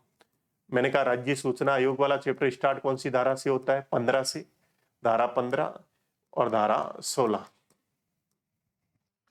धारा 15 में क्या है बताओ? एक तो गठन वाली बात है, एक इसकी कंपोजिशन वाली बात है, संरचना वाली बात है, फिर उसकी नियुक्ति वाली बात है, फिर उसकी जो चयन समिति है वो चयन समिति वाली भी बात लिखी है, और फिर इसकी जो योग्यताएं हैं वो योग्यताएं भी लिखी हैं भाई, जो अध्यक्ष और सदस्य। और फिर क्या लिखी है बताओ? अयोग्यताएं। ये सब तो कौन सी धारा में लिखी है बताओ? धारा 15 में। उसके बाद में हमारी धारा 16 में क्या लिखा हुआ है? धारा 16 में लिखा है जी, एक तो हमारे क्या कर देंगे बताओ? कार्यकाल एवं पदावधि। कार्यकाल एवं पदावधि। एक हमारे यहां लिखा है जो पुनर्नियुक्ति का प्रोविजन है वो नहीं है, उसका प्रोविजन लिख दिया। एक हमारी कौन सी बात लिखी है बताओ? त्याग पत्र वाली बात। ध्यान रखना थोड़ा, त्याग पत्र वाली बात धारा 16 में ही लिखी है। ये पढ़ लीजिए हमने कौन सी धारा? धारा 16। धारा 17। धारा 17 मतलब खतरा। धारा 17 मतलब क्या है बताओ? खतरा। और खतरा मतलब क्या है बताओ? पद से हटाया जाना। अब आप मैंने आपको ऐसे भी याद करवाया, एक आर्टिकल भी याद करवाया 17 से। आर्टिकल 317 मतलब खतरा। किनको खतरा? आरपीएससी के अध्यक्ष और सदस्यों को खतरा। तो आर्टिकल 317 में क्या लिखा है? आरपीएससी के अध्यक्ष और सदस्यों को हटाए जाने वाली बात लिखी है। जबकि धारा 17 में क्या लिखा है? धारा 17 में राज्य सूचना आयोग, यानी जो आरटीआई कानून की जो धारा 17 है उसमें इनके आयोग और अध्यक्ष और सदस्यों को हटाए जाने का क्या लिखा हुआ है? प्रोविजन लिखा है। ठीक है, हटाए जाने वाली बात में हमें कैसे याद रखना है? हमें याद रखना है कि हमारे सिलेबस में कौन कौन से आयोग हैं और उन आयोगों में कौन से आयोग के अध्यक्ष और सदस्यों को राष्ट्रपति हटा रहा है। जैसे आरपीएससी के अध्यक्ष और सदस्यों को कौन हटाता है? राष्ट्रपति। राज्य सूचना आयोग यानी कि जो राज्य सूचना आयुक्त होता है, सॉरी राज्य निर्वाचन आयुक्त होता है, उसको भी कौन हटाता है? राष्ट्रपति। राज्य मानवाधिकार आयोग का अध्यक्ष और जो सदस्य होता है उसको भी कौन हटाता है? राष्ट्रपति। तो आपको सूची बना लेनी है कि राष्ट्रपति किन किन को हटाता है, राज्यपाल किन किन को हटाता है। यहां पे हटाएगा कौन जी? राज्यपाल। हटाएगा कौन बताओ? राज्यपाल। और ये जो राज्यपाल हटाएगा मुख्य सूचना आयुक्त एवं अन्य सूचना आयुक्तों को किसके आधार पर हटाएगा? हटाने के दो आधार हैं। दो मतलब दो होता है। पहली बात है सिद्ध कदाचार और दूसरी बात है असमर्थता। हटाएगा कौन? राज्यपाल। हटाने के आधार कितने बताए मैंने? यहां दो। लेकिन राज्यपाल कोई बाबा बागेश्वर तो है नहीं, तो राज्यपाल को कैसे पता चलेगा कि किसी राज्य सूचना आयुक्त ने सिद्ध कदाचार या असमर्थता से ग्रसित हो गया है? उसको क्या करवानी पड़ेगी बताओ? जांच। पर भाई साहब जांच भी छोटे मोटे न्यायालय से नहीं करवानी है। किससे करवानी है बताओ? उच्चतम न्यायालय से, सुप्रीम कोर्ट से। इसको मैं इस फॉर्मेट में पढ़ाता हूं हमेशा। देखिए दो तरीका है, सीधी बात है कि हटाएगा कौन बताओ? हटाएगा जी राज्यपाल। और जिस आयोग में राष्ट्रपति हटाएगा तो ऊपर हम राष्ट्रपति लिख लेंगे, और जिसमें राज्यपाल हटाएगा तो राज्यपाल। अब राज्यपाल यहां कैसे हटाएगा? एक तो है सुप्रीम कोर्ट की जांच के पश्चात हटाया जाना। इसकी जांच के पश्चात हटाया जाना बताओ? सुप्रीम कोर्ट की जांच के पश्चात हटाया जाना। और एक है बिना सुप्रीम कोर्ट की जांच के हटाया जाना। और मेरे को लगता है जब भी एग्जाम में ऐसे क्वेश्चन आएंगे तो किधर से पूछेगा? इधर वाले से, कि सुप्रीम कोर्ट की जांच के पश्चात हटाया जाना। लेकिन सुप्रीम कोर्ट की जांच के पश्चात हटाए जाने में जांच के आधार कितने एग्जाम के लिए वो पूछा जाएगा। यहां आधार दो है, और दो का मतलब दो होता है। एक आधार तो क्या है बताओ? सिद्ध कदाचार, इन प्रूव्ड मिसबिहेवियर। और दूसरा क्या है बताओ? असमर्थता, इनकॉम्पिटेंसी, असमर्थता, यानी वो कार्य करने में अब क्या नहीं है बताओ? समर्थ नहीं है। भाई किसी ने बुरा आचरण किया है, भ्रष्टाचार किया है, अपने पद का दुरुपयोग किया है, या वो काम करने के लिए अब योग्य नहीं है, ये कैसे पता चलेगा? अब जब जांच करवाएंगे, जांच भी किसी छोटे मोटे न्यायालय से नहीं करवाना है, देश के सर्वोच्च न्यायालय से। देश के सबसे बड़ी उच्च जो न्यायपालिका है उसका नाम क्या है? Supreme court. सुप्रीम कोर्ट से हम क्या करवाएंगे बताओ? जांच करवाएंगे। सुप्रीम कोर्ट की जांच के पश्चात ही उनको हटाया जाएगा। कौन से दो मामलों में बताओ? सिद्ध कदाचार में और असमर्थता में। लेकिन जब सुप्रीम कोर्ट में जांच चल रही है उस समय राज्यपाल उनको क्या कर सकता है बताओ? निलंबित कर सकता है। भाई जांच चल रही है तो यहां सस्पेंड कौन कर सकता है बताओ? राज्यपाल। एक तो आपको ये बात ध्यान रखनी है। इधर वाला पढ़ना है, याद नहीं रखना है। इधर वाला क्या है? बिना सुप्रीम कोर्ट की जांच के हटाया जाना। जैसे भाई किसी को अगर मान लीजिए दिवालिया घोषित कर दिया गया है, मान लीजिए किसी को पागल घोषित कर दिया गया है, ठीक है, तो पागल को क्या बोलते हैं बताओ? विकृत चित्त बोलते हैं। और मान लीजिए किसी को किसी अपराध में क्या बता दिया गया है? अपराध में दोषी बता दिया गया है। तो ऐसी कंडीशन में उसको क्या किया जा सकता है बताओ? हटाया जा सकता है राज्यपाल के द्वारा। लेकिन उसको क्या नहीं करवाना है? जांच नहीं करवाना है। क्यों नहीं करवाना है? समझो लो जी। देखो अगर किसी को विकृत चित्त या पागल घोषित करेगा तो कोई ना कोई न्यायालय घोषित करेगा। अब बताओ सुप्रीम कोर्ट को उसको डबल बार पागल घोषित करने में मजा आएगा क्या? वैसे किसी का कोई दिवाला निकल गया है, किसी को दिवालिया घोषित कर दिया है, वो भी बताएगा तो बताएगा कौन बताओ? न्यायपालिका। बताओ उसको वापस डबल बार दिवालिया घोषित करने में सुप्रीम कोर्ट को मजा आएगा क्या? नहीं। तो एक बार बता दिया, वापस क्या बताने की जरूरत है? तो यहां बिना सुप्रीम कोर्ट की जांच के ही हटाया जा सकता है। और बिना सुप्रीम कोर्ट की जांच के कौन हटाएगा बताओ? राज्यपाल हटाएगा, क्योंकि यहां हटाता कौन है? राज्यपाल। एग्जाम के लिए ज्यादा उपयोगी ये नहीं है, ज्यादा उपयोगी ये है कि सुप्रीम कोर्ट से जांच करवाना है, राज्यपाल हटाएगा। लेकिन हटाने के आधार कितने हैं बताओ? दो, एक सिद्ध कदाचार और असमर्थता। बढ़ते हैं आगे। धारा 17 मतलब खतरा। किसको खतरा? सूचना आयोग वालों को, है ना। तो उनको हटाना है, तो हटाएगा कौन बताओ? राज्यपाल। हटाने के दो तरीके हैं, सुप्रीम कोर्ट की जांच के पश्चात और बिना सुप्रीम कोर्ट के जांच के। सुप्रीम कोर्ट से अगर मैं जांच करवाऊंगा तो उसके कितने आधार है बताओ? दो मतलब दो होता है, ध्यान रखना। अब आपको याद क्या रखना है? याद ये रखना है कि जी भाई किस किस में ये दो आधार है, किस में एक आधार है। जैसे देखो, आरपीसी के अध्यक्ष और सदस्यों को हटाने में केवल एक आधार है इधर वाले में से, सिद्ध कदाचार। फिर राज्य मानवाधिकार में वापस से कितने आधार है बताओ? दो आधार है। फिर आप मेरे को बताओ, राज्य जो हमारा निर्वाचन आयुक्त होता है उसको हटाने के भी कितने आधार है? उसको हटाने के भी दो आधार है, एक सिद्ध कदाचार और असमर्थता। उसके हटाने की थोड़ी प्रक्रिया अलग है, बट आधार उसके भी कितने बताओ? दो। तो किसमें दो है, किसमें एक है? तो सामान्य तो दो आ रहे हैं, लेकिन आरपीएससी में केवल कितना है बताओ? एक। आरपीएससी में इधर सुप्रीम कोर्ट से जांच करके हटवाने में एक ही आधार है, कौन सा बताओ? सिद्ध कदाचार। ये लो जी, महत्वपूर्ण बातें होगी। नेक्स्ट है वेतन एवं सेवा शर्तें। याद क्या रखना है? वेतन भत्तों का निर्धारण किसके द्वारा किया जाएगा बताओ? केंद्र सरकार के द्वारा। ये भी हमारे यहाँ 2019 में संशोधन किया गया। वही राइट टू इंफॉर्मेशन एक्ट में 2019 में संशोधन करते हुए ये प्रोविजन किया गया कि अब जो भी हमारा राज्य मुख्य सूचना आयुक्त है और अन्य सूचना आयुक्त है, उनका जो भी वेतन भत्ते हैं उनका निर्धारण किसके द्वारा किया जाएगा? केंद्र सरकार के द्वारा।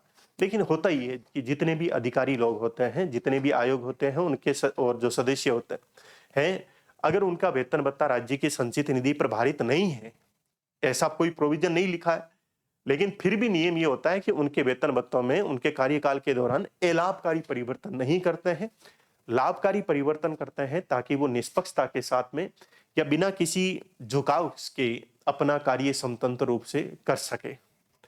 तो वेतन भत्तों में क्या याद रखोगे? देखो, अभी तो दिख रहा है कि वेतन भत्तों का निर्धारण कौन कर रही है बताओ? केंद्र सरकार। जब एग्जाम में आएगा तो भाई साहब वहां राज्यपाल भी सही लगेगा, वहां पे राजस्थान की विधानसभा भी सही लगेगा, राष्ट्रपति भी सही लगेगा, केंद्र सरकार। तो इंफॉर्मेशन क्लियर कट होना चाहिए। बताओ, कार्यकाल कौन निर्धारण कर रही थी? लाइन याद रख लो, सूचना वाले में कार्यकाल और वेतन भत्ते दोनों निर्धारित कौन कर रही है बताओ? केंद्र सरकार। हालांकि कार्यकाल में उन्होंने बता दिया कितने वर्ष बताओ? 3 वर्ष। क्या क्या निर्धारित कर रही है? कार्यकाल और वेतन भत्ते। जनरल इंफॉर्मेशन एक चीज हो गई। अब यहां पे कुछ बातें लिखी हैं, क्या इतनी बातें आपको पूरे में से क्या क्या जानना है वो मैं आपको बता देता हूं। पहले तो किधर हमने धाराएं लिखी थी, एक स्लाइड पे।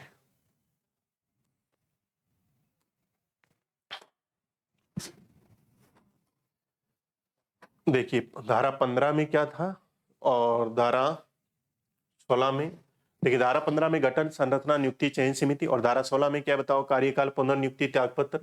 उसके बाद में धारा 17 में, उसके बाद में देखो अगली धाराएं कैसे याद करोगे? याद रखना, 18, 19, 20 और 25। 3-4 बार बोलना है। कौन कौन सी धारा? 18, 19, 20, 25।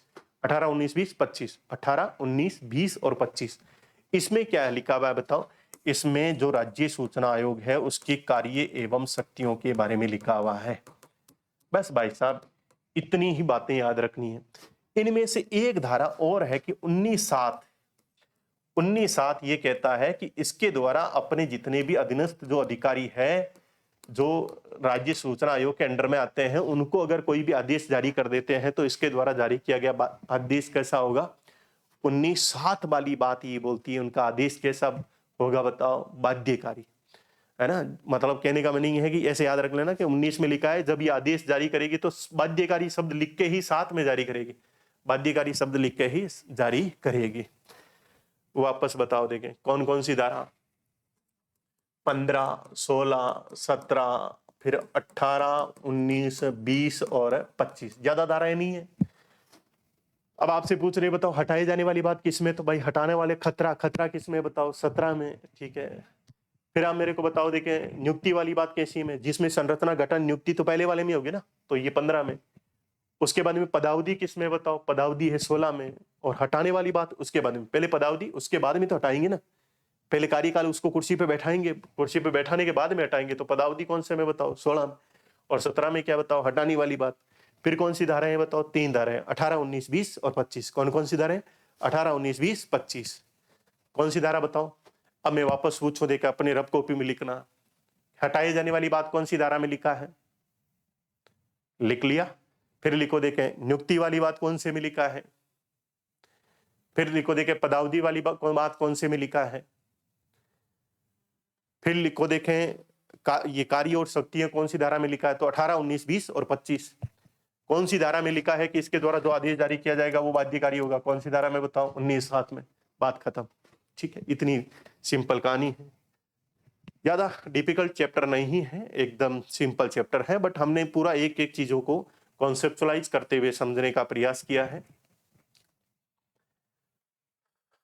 देखिए आरटीआई अधिनियम 2005 की धारा 18, 19, 20 और 25 ऐसे एज इट इज एग्जाम में क्वेश्चन पूछा गया है। 18, 19, 20 और 25 में सूचना आयोग के करते यानी कि इसके कार्य और शक्तियों का क्या है बताओ, वर्णन है। कौन कौन सी धारा, 18, 19, 20 और 25 में इसके कार्य और शक्तियों का क्या बताओ, वर्णन है। आरटीआई अधिनियम 2005 में उल्लिखित मामलों के संबंध में राज्य सूचना आयोग अंतिम अपीलीय प्राधिकरण है, अर्थात राज्य सरकार के अधीन कार्यरत कार्यालय, वित्तीय संस्थाओं और जितने भी पब्लिक सेक्टर, यानी कि देखिए राज्य सरकार के अंडर में, स्टेट गवर्नमेंट के अंडर में ही तो काम कर रहा है भाई, स्टेट गवर्नमेंट के लिए काम कर रहा है, तो स्टेट गवर्नमेंट के अंडर में जितने भी ऑफिस आ रहे हैं, फाइनेंशियल इंस्टीट्यूशन आ रही है, पब्लिक सेक्टर यानी सरकार की जो कंपनी आ रही है, उनमें राज्य सूचना आयोग क्या है बताओ, में अंतिम अपील की जा सकती है। आरटीआई अधिनियम 2005 की धारा, ये याद रखना है, कौन सी धारा, मैंने कहा 19(7) में। ये 7 में क्या लिख के जारी करेगी बताओ, बाध्यकारी शब्द। इसका आदेश जितने भी राज्य सरकार के कार्यालय हैं, वित्तीय संस्थाएं हैं, पब्लिक सेक्टर यूनिट हैं, उनके लिए इनका आदेश कैसा होगा, बाध्यकारी। इसका आदेश कैसा होगा, जितने भी सरकार के कार्यालय हैं, जितने भी सरकार की वित्तीय संस्थाएं हैं, जितने भी सरकार के पब्लिक सेक्टर यूनिट हैं, उसके लिए इनका आदेश केवल सलाहकारी है या बाध्यकारी, याद रखना कैसा है बताओ, बाध्यकारी। देखिए राज्य सूचना आयोग को किसी भी ऐसे व्यक्ति से शिकायत प्राप्त करने और उसकी जांच करने का अधिकार है जो पीआईओ से जानकारी प्राप्त करने में असमर्थ रहा है या ऐसा कोई पीआईओ नियुक्त नहीं किया गया है, या इस अधिनियम के तहत जो सूचना अपील के लिए पीआईओ अपीलीय प्राधिकारी उसका आवेदन स्वीकार करने से इनकार कर दिया है। राज्य सूचना अधिकारी द्वारा आवेदित सूचना देने से इनकार करने पर निर्धारित समयावधि में सूचना, हाँ चलो इसको बाद में पढ़ते हैं, पहले इस पॉइंट को पढ़ रहे हैं। देखो इसको ऐसे समझ लीजिएगा, रटने की कुछ जरूरत नहीं है, केवल समझ लीजिएगा। देखिए प्रत्येक सरकार का ऑफिस होता है, उसमें एक व्यक्ति बैठाया जाता है जिसको हम बोलते हैं पीआईओ, पब्लिक इंफॉर्मेशन ऑफिसर। चाहे आप कॉलेज में जाओगे, चाहे आप स्कूल में जाओगे, चाहे आप थाने में जाओगे, अपने उपखंड क्षेत्र में जाओगे, कहीं पे भी देखोगे तो वहां पे एक सरकार ऑफिसर बैठाती है जिसको हम बोलते हैं पब्लिक इंफॉर्मेशन ऑफिसर। कई बार होता है कि पब्लिक इंफॉर्मेशन ऑफिसर की नियुक्ति नहीं होगी तो आप हेडमास्टर होंगे, तो आप किसी न किसी टीचर को क्या बना दोगे, अपने स्कूल का पीआईओ बना दोगे। तो पब्लिक इंफॉर्मेशन ऑफिसर के पास में हम कुछ भी चीज में, अगर मान लो किसी भी विषय वस्तु पर सूचना मांगनी है तो हम सूचना लिखेंगे, 10 रुपए लगेंगे और हमको क्या दे दी जाएगी बताओ, सूचना दे दी जाएगी। अब कई बार सूचना की प्रकृति के अकॉर्डिंग होता है कि पीआईओ पब्लिक इंफॉर्मेशन ऑफिसर अलग अलग डेज में सूचनाएं दे सकता है, सामान्य 30 दिन में सूचना दे देता है। लेकिन मान लीजिए कि आपने अपनी कॉलेज के पीआईओ को से कोई सूचना मांगी कि हमारी कॉलेज में जो खेल कूद के लिए जो बजट आया उसकी राशि कितनी थी। अब उसको सूचना देनी थी, लेकिन उसने आपको ये सूचना दी नहीं, या सूचना देने से या तो मना कर दिया या दी तो ही भ्रामक न्यूज दी, मतलब गलत जानकारी प्रस्तुत कर दिया, आपको बेवकूफ बना दिया, आपको पागल बना दिया। आप बताओ, समझ रहे हो, आपको पागल बना रहा है कौन बताओ, पीआईओ। तो भाई साहब हम तो उसकी रेल बना देंगे। कैसे रेल बनाएंगे, फिर हम जाएंगे प्रथम अपीली अधिकारी। अब जैसे मान लो कि यहाँ पे जो हमारा कॉलेज विभाग है या कॉलेज आयुक्तालय है, वहां पे प्रथम अपीली अधिकारी बैठा है। हम इस पब्लिक इंफॉर्मेशन ऑफिसर के अगेंस्ट हम अपनी जो अपील कर देंगे, किसके पास कर देंगे, प्रथम अपीली अधिकारी। लेकिन मान लो ये दोनों मिलकर हमको बेवकूफ बनाने का सोच रहे हैं, दोनों ही हमें सही जानकारियां प्रस्तुत नहीं कर रहे हैं तय समय सीमा के भीतर, तो ऐसी कंडीशन में हम अंतिम अपीली प्राधिकारी के रूप में हमारी अंतिम अपील हम किसके पास में करेंगे, उस अंतिम अपील हम करेंगे राज्य सूचना आयोग के पास में। इसलिए यहां शब्द क्या लिखा है, देखो राज्य सूचना आयोग क्या है बताओ, अंतिम अपीलीय प्राधिकारी है। इस अधिनियम के तहत अपील के लिए प्राधिकार का आवेदन करने से इनकार कर दिया है। ठीक है जी। राज्य सूचना आयोग किसी भी व्यक्ति शिकायतकर्ता को उसको जांच करने का अधिकार होता है। कब होता है? जब पीआईओ ने उसको सूचना नहीं दी हो, प्रथम अपील के लिए अधिकारी ने सूचना देने से क्या कर दिया बताओ, इनकार कर दिया, या राज्य लोक सूचना अधिकारी द्वारा आवेदित सूचना देने से इनकार करने पर निर्धारित समय अवधि में, जितनी समय अवधि निर्धारित है उसमें सूचना न देने पर, या मतलब 10 रुपए लग रहे हैं और उसने मान लिया सूचना देने के लिए 1000 रुपए मांग लिए, या अधूरी जानकारी दे दी, झूठी जानकारी दे दी, मिथ्या सूचना दे दी, और नागरिक राज्य लोक सूचना अधिकारी के विरुद्ध अपनी परिवाद प्रस्तुत कर सकता है, जिसकी जांच कौन करेगा बताओ, आयोग करेगा। इस प्रकार से आयोग क्या हुआ बताओ, अंतिम अपीलीय अधिकारी हुआ। देखो, प्रथम अपीलीय अधिकारी या पीआईओ, इनके द्वारा दिए गए निर्णय को द्वितीय अपील सुनने का अधिकार या अंतिम अपीलीय अधिकार किसमें निहित है बताओ, राज्य सूचना आयोग। सिंपल याद रखो, एक एग्जाम्पल से अपने माइंडसेट में बैठा लो।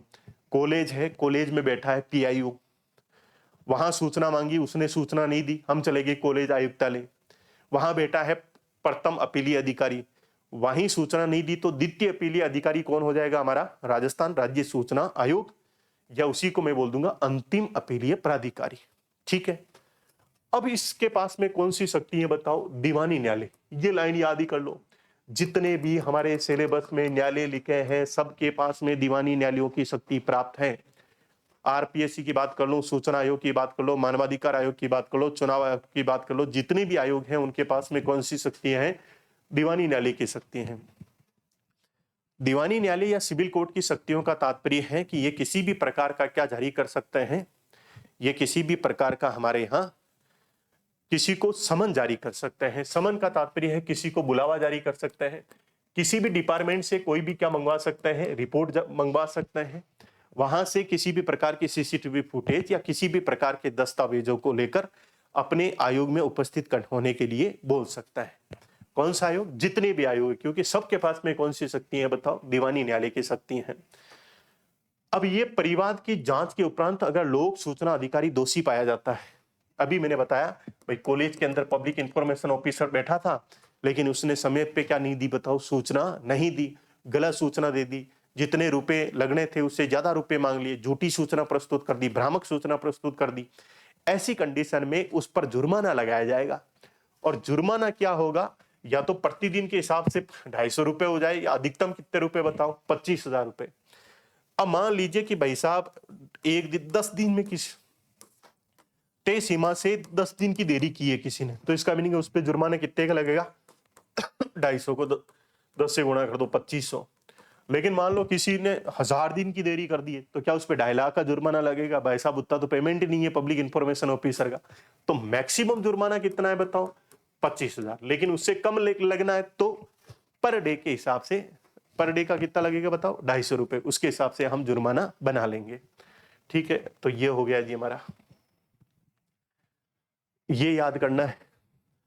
अब आपको काम क्या करना है, एक काम ये भी करना है, जितनी भी आयोग है ये याद कर लो कौन कौन सा आयोग अपनी रिपोर्ट किसको देता है। जैसे राज्य आरपीएससी अपनी सूचना राज्यपाल को देता है, राज्य मानवाधिकार आयोग अपनी सूचना किसको देता है, राज्य सरकार को देता है। तो कौन राज्यपाल को देता है, कौन राज्य सरकार को देता है, ऐसे सेपरेशन करके लिख लो, अपने आप याद हो जाएगा, है ना। यहां ध्यान रखना, धारा 25 के तहत क्रियान्वयन, इसने जो भी चीजों का इंप्लीमेंटेशन किया है, इसने जो भी सुपरविजन किया है, उसके लिए प्रतिवर्ष ये अपनी जो रिपोर्ट है वो रिपोर्ट किसको देगा, राज्यपाल नहीं लिखा है, राज्य सरकार लिखा है जी। क्या लिखा है जी, राज्य सरकार। तो रिपोर्ट किसको दे रहा है, राज्य सरकार को। मेरे को बताओ, देखें कुछ बता देता हूं। आरपीएससी अपना रिपोर्ट किसको देती है, आरपीएससी अपने रिपोर्ट देती है राज्यपाल को। Rajasthan state human rights commission अपनी रिपोर्ट किसको देता है, ये रिपोर्ट देता है राज्य सरकार को। ठीक है, इसके अलावा अगर मैं बात करूं, हमारे यहाँ एक होती है डिस्ट्रिक्ट प्लानिंग कमेटी, ये भी अपनी रिपोर्ट किसको देती है बताओ, राज्य सरकार को। इसके अलावा अभी हम कौन सा आयोग पढ़ रहे हैं, राजस्थान स्टेट इंफॉर्मेशन कमीशन, ये अपनी रिपोर्ट किसको देता है बताओ, राज्य सरकार को। तो इसका मीनिंग ये याद रख लो, राज्यपाल को कौन देता है, बाकी जो भी बच जाएगा वो रिपोर्ट किसको देगा बताओ, राज्य सरकार को। और फिर राज्य सरकार इस रिपोर्ट को कहां प्रस्तुत करेगी, विधानसभा में। जितनी भी ये रिपोर्टें आती हैं वो विधानसभा में प्रस्तुत की जाती है, क्योंकि हमारी जो कार्यपालिका होती है वो विधायिका के प्रति क्या होती है, उत्तरदायी होती है। ऐसा इसलिए होता है क्योंकि हमारे यहाँ कौन सी शासन प्रणाली है बताओ, संसदीय शासन प्रणाली। यहां तक हमारा ये जो चैप्टर है वो कॉन्सेप्चुअल पार्ट इसका क्या हुआ साथियों, कंप्लीट हुआ। कॉन्सेप्चुअल पार्ट कंप्लीट हुआ। अब हम क्या पढ़ेंगे बताओ, इसका फैक्चुअल पार्ट पढ़ेंगे ना, जिसको मैं बोलता हूं कौन बनेगा करोड़पति। और आपको पता है क्वेश्चन अभी तक जो पढ़ा है उसमें से नहीं आएगा, क्वेश्चन अब हम जो पढ़ेंगे उसमें से आएगा, क्योंकि आरपीएससी का नेचर है कि इस प्रकार के फैक्चुअल डाटा ज्यादा पूछती है। स्टेट पॉलिटी में, स्पेशली इंडिया पॉलिटी में कॉन्सेप्चुअल चीजें पूछी जाती है। देखिए, राजस्थान राज्य सूचना आयोग का मुख्यालय कहाँ है?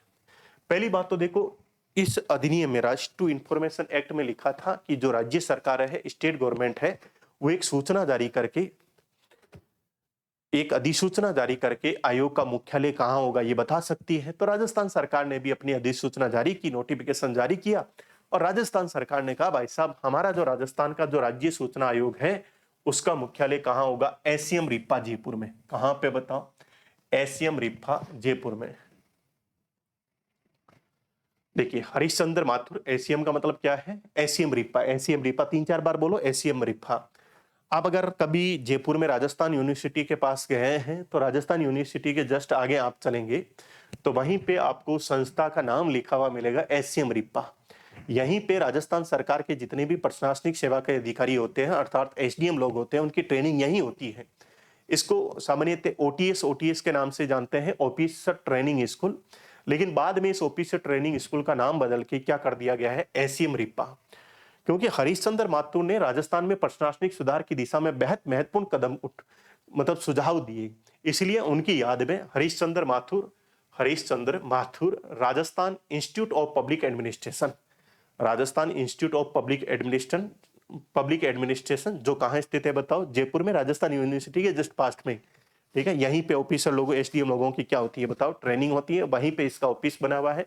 किसका ऑफिस बना हुआ है बताओ? राजस्थान राज्य सूचना आयोग का। तो ऑफिस कहाँ है बताओ? ऑफिस यहाँ पे है जी, जयपुर में। लेकिन क्या इसकी कोई कहीं और भी ब्रांच काम कर रही है क्या? ये फैक्ट याद रखना है। ये क्या कि 2023 वाले में करंट अफेयर्स में था, और 2024 में जो आरएस फ्री हुआ उसमें पूछ ली भी गया कि अप्रैल 2023 में राजस्थान सरकार ने एक नोटिफिकेशन जारी करते हुए, एक अधिसूचना जारी करते हुए ये बोला कि राजस्थान राज्य सूचना आयोग की एक पीठ, एक ब्रांच और कहाँ पे होगी बताओ? जोधपुर में। कहाँ पे होगी बताओ? जोधपुर में। सिंपल बात है। देखो, राजस्थान हाई कोर्ट कहाँ होगा बताओ? जोधपुर में। और उसकी ब्रांच कहाँ है बताओ? जयपुर में। राजस्थान राज्य सूचना आयोग कहाँ है बताओ? जयपुर में। और उसकी ब्रांच कहाँ है बताओ? इसका मीनिंग है खेल खेलना है। किस किस के बीच में खेल खेलना है? याद रखना, जयपुर और जोधपुर के बीच में खेल रहे हैं। किसके बीच नहीं खेल रहे हैं? उदयपुर नहीं बोल रहा हूं मैं, कोटा नहीं बोल रहा हूं, बीकानेर नहीं बोल रहा हूं, क्या बोल रहा हूं बताओ? जोधपुर बोल रहा हूं। भाई साहब, इधर वालों के लिए जयपुर हो जाए, उधर वालों के लिए कौन हो जाए बताओ? जोधपुर। तो आप मेरे को बताओ, हाईकोर्ट की मुख्य पीठ कहाँ है बताओ? हाईकोर्ट की मुख्य पीठ है जोधपुर में। और हाईकोर्ट की खंडपीठ कहाँ है बताओ? जयपुर में। वैसे ही बताओ, सूचना आयोग की बात करो तो सूचना आयोग के जो मुख्य पीठ है या मेन जो मुख्यालय वो कहाँ पे बताओ? जयपुर में। लेकिन उसकी एक पीठ और कहाँ स्थापित की जा रही है बताओ? जोधपुर में। और ये कब स्थापित की गई की घोषणा है बताओ? अप्रैल 2023 की। और मेरे को बताओ, मुख्यालय कहाँ है बताओ? क्या मुख्यालय विधानसभा के अंदर है क्या भाई साहब? मुख्यालय विधानसभा में अंदर थोड़े बनाएंगे। मुख्यालय कहाँ बताओ? एससीएम रिप्पा, जो कहाँ है बताओ? जयपुर में। ठीक है। राजस्थान राज्य सूचना आयोग के नए कार्यों के प्रबंधन के लिए राजस्थान सूचना आयोग प्रबंधन विनियम, अभी जो मैं राइट टू इंफॉर्मेशन एक्ट बोल रहा हूं, ये तो किसने बनाया बताओ? ये तो हमारी संसद ने बनाया है। लेकिन आप एक लाइन याद कर लेना और उसी से पूरे क्वेश्चन सही हो जाएंगे। जितने भी राजस्थान में आयोग हैं, सब आयोगों ने अपनी कार्य प्रणाली के लिए कुछ रूल्स एंड रेगुलेशन बनाए, जिसमें राज्य सूचना आयोग ने भी अपने रूल्स एंड रेगुलेशन बनाए, राज्य मानवाधिकार आयोग ने भी अपने रूल्स एंड रेगुलेशन बनाए। और सभी आयोगों ने सामान्यतः जिस वर्ष ये आयोग बना है उससे 1 वर्ष बाद में, सामान्य फैक्ट बोल रहा हूं मैं, इसका मीनिंग हर चीज का अपवाद हो सकता है। जैसे मैं बोलूंगा, लोकायुक्त जब बना, जिस वर्ष बना उसके 1 वर्ष बाद में उसने अपना विनियम बना लिया। उसी प्रकार से मानवाधिकार आयोग जब भी बना, सन 2000 में बना, उसके 1 वर्ष बाद यानी 2001 में, सन 2000 से क्रियाशील हुआ, 2001 में उसने अपना क्या बना दिया? विनियम बना लिया। उसी प्रकार से यह आयोग कब बना था बताओ? 2006 में बना। और 2006 के 1 वर्ष बाद में कब? 2007 में। तो बताओ, राजस्थान राज्य सूचना आयोग के लिए जो विनियम है, रेगुलेशन है, वो कब बनाया गया बताओ? 2007 में, जब बना उसके 1 वर्ष बाद में, ऐसे याद रखना है। अब ये जो सूचना आयोग है, इसका ये काम सूचनाओं के बारे में अपीलीय प्राधिकरण तो है ही है, क्योंकि मैंने बताया था पब्लिक इंफॉर्मेशन ऑफिसर और प्रथम अपीलीय अधिकारी के विरुद्ध ये शिकायतें तो सुनता ही है। इसके अलावा ये क्या है, ये ट्रेनिंग प्रोवाइड करता है। ये क्या प्रदान करता है, ट्रेनिंग, कि भाई कल को आप एसडीएम अधिकारी बन गए, आप तहसीलदार बन गए, ठीक है, आप हेडमास्टर बन गए, आप पटवारी बन गए, आप ग्राम विकास अधिकारी बन गए, आप किसी कोऑपरेटिव सोसाइटी के अंदर बैठने वाले अधिकारी बन गए, तो आपको राइट टू इंफॉर्मेशन एक्ट की कुछ बातें पता होनी चाहिए, तभी तो आप लोगों को जानकारी दे पाओगे। तो ऐसी ट्रेनिंग देने का काम भी है इसका। लेकिन ये ट्रेनिंग के लिए अलग अलग 3 सेंटर है, अलग अलग अधिकारियों को और अलग अलग कर्मचारियों को ट्रेनिंग देने के लिए अलग अलग सेंटर है। ऐसे हम लॉजिक बैठाएंगे अपने माइंड में। देखिए, जो एसडीएम आरएस अधिकारी है, आरएस अधिकारियों को ट्रेनिंग देने का काम तो किसका है, एससीएम रिप्पा का। मतलब सूचना का अधिकार कानून के विषय में ट्रेनिंग का भाग बनाया गया है। मतलब ये राइट टू इंफॉर्मेशन कानून को ट्रेनिंग का पार्ट बनाया गया है। जब आपको ट्रेनिंग होती है, यहां तक कि प्रोफेसर लोगों का भी जो इंडक्शन कोर्स चलता है, उसमें भी राइट टू इंफॉर्मेशन एक्ट पढ़ाया जाता है। और इसी प्रकार से एसडीएम हो चाहे डिप्टी हो, सबकी जो ट्रेनिंग होती है उनमें राइट टू इंफॉर्मेशन एक्ट पढ़ाएंगे। कौन सी संस्था पढ़ाएगी, उनको ट्रेनिंग देगी कौन? आप ऐसे याद रख लो, आरएस अधिकारियों को ट्रेनिंग देगी एससीएम रिप्पा। आरएस अधिकारियों को ट्रेनिंग कौन देगी, एससीएम रिप्पा। फिर हमारे जो पंचायती राज संस्था, इंदिरा गांधी पंचायती राज संस्था एक बनी हुई है, और जितने भी पटवारी और ग्राम सेवक लोग हैं, ग्राम विकास अधिकारी, उनको ट्रेनिंग देने का काम किसका है, इंदिरा गांधी पंचायती राज संस्थान का है। और जितने भी इस गांव में सहकारी समितियां चलती हैं, जो कोऑपरेटिव सोसाइटीज चलती है, तो ये जो कोऑपरेटिव सोसाइटीज है, उसके जो कर्मचारी अधिकारी हैं, उनको ट्रेनिंग आरटीए कानून कौन बढ़ाएगा बताओ, राजस्थान सहकारी शिक्षा एवं प्रबंधन संस्थान। क्या याद करना है, क्वेश्चन कैसे आएगा, निम्नलिखित में से कौन कौन सी संस्थाओं के द्वारा राइट टू इंफॉर्मेशन एक्ट की के बारे में ट्रेनिंग दी जाती है। 3 संस्थाएं हैं, एक एससीएम रिप्पा है, एक वो इंदिरा गांधी पंचायत राज वाली है, एक कोई राजकीय सहकारी एवं शिक्षा समिति जो संस्था है। 3 है, कौन कौन सी बताओ, एक तो एससीएम रिप्पा, एक कौन सी बताओ, एक इंदिरा गांधी, तीसरी सोचो देखे कौन सी बताई, एक सहकारी वाली। तो ये 3 संस्थाएं हैं। आरएस अधिकारियों को दे देगी एससीएम रिप्पा, पटवारी ग्राम विकास अधिकारियों को ये कौन सी दे देगी, इंदिरा गांधी, ये जो पंचायत वाला है वो, और सहकारी समितियों वालों को कौन सा दे देगा बताओ, राजस्थान सहकारी शिक्षा एवं प्रबंधन संस्थान के द्वारा इनको ट्रेनिंग प्रदान कर दी जाएगी। ठीक है जी। आयोग की कार्रवाई कौन कौन सी भाषा में संचालित होती है, अंग्रेजी में भी होती है और हिंदी में भी होती है, केवल 2 ही भाषाओं में होती है। क्या अब याद क्या रखना है, क्या राजस्थानी भाषा में इसकी कार्रवाई संचालित होती है क्या, नहीं भाई साहब। ठीक है, राज्य में पहली बार सूचना का अधिकार कानून 2000 में बना। देखिए, ये जो मैंने आपको बताया था, ये कानून संसद ने बनाया था राइट टू इंफॉर्मेशन एक्ट 2005 में। वही कौन सा संगठन था, मजदूर किसान शक्ति संगठन था, उसकी के द्वारा जो मूवमेंट चलाया गया था उसके बारे में। लेकिन उससे पहले हमारी राजस्थान की विधानसभा ने भी कानून बना लिया था। याद रखना है, राजस्थान की विधानसभा ने पहली बार कानून बनाया राज्य, पूरे देश में सूचना के लिए पहली बार कानून किसने बनाया था, राज्य में पहली बार सूचना का अधिकार राजस्थान में कब बना था, याद रखना, राजस्थान में पहली बार 2000 में बना था। लेकिन इंडिया में पूरे भारत में कब बनाया गया बताओ, 2005 में बनाया गया, जो कब से लागू हुआ बताओ, 12 अक्टूबर 2005 से। ठीक है, ये कुछ फैक्ट थे। पहले 1-2 फैक्ट और देख लेते हैं, फिर बाकी वाली बातें कराएंगे कि पहला अध्यक्ष कौन, सर्वाधिक न्यूनतम वाला। राजस्थान स्टेट इंफॉर्मेशन कमीशन ने अपना एक पोर्टल, सीधा पोर्टल का नाम है आरटीआई पोर्टल 2.0। इसका मीनिंग है कहीं 1.0 पहले जारी कर दिया होगा, अब 2.0 जारी किया है, तो याद रख लेना, नॉर्मल इंफॉर्मेशन है। इसका ध्येय वाक्य क्या है, यथाम वाचम कल्याणम एवादिम जनभ्य। ये एक इसका ध्येय वाक्य जो यूजरवेज से लिया गया है। इसमें यह लिखा है कि ये जानकारी हम जन जन को दूंगा, क्योंकि यही हितकारी है कि भाई जितनी जानकारी हम जन जन तक पहुंचाएंगे उतना ही ये ज्यादा हमारे लिए क्या बना रहेगा बताओ, हितकारी बना रहेगा। ठीक है जी। अब ऐसा मैं आपको याद कराऊंगा कौन बनेगा करोड़पति वाले फैक्ट, एकदम सिंपल तरीके से याद हो जाएंगे। पेन कॉपी लेके बैठ जाना, एक्टिव होके बैठ जाना और हंसते रहना, याद करते रहना ना। देखो सर्वाधिक लंबी अवधि के कार्यकाल एवं तथा राज्य के प्रथम सूचना आयुक्त कौन है बताओ? एमडी कोरोनी, है ना। सबसे पहले किसको बुलाया? एमडी कोरोनी को बोला भाई साहब कुछ करो नहीं, कुछ करो नहीं, कुछ करो नहीं, कुछ करो नहीं। क्या बोला इन्होंने? क्या बोला? क्या करो नहीं?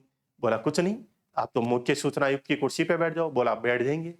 तो सबसे पहले किसको बनाया गया? अब तो एमडी कोरोनी, एमडी कोरोनी, एमडी कोरोनी। क्या करो नहीं? कुछ करो नहीं। कुछ करो नहीं क्या? कुर्सी पे बैठो नहीं। कौन सी कुर्सी पे बैठो? राजस्थान मुख्य सूचना आयुक्त की कुर्सी पर बैठो।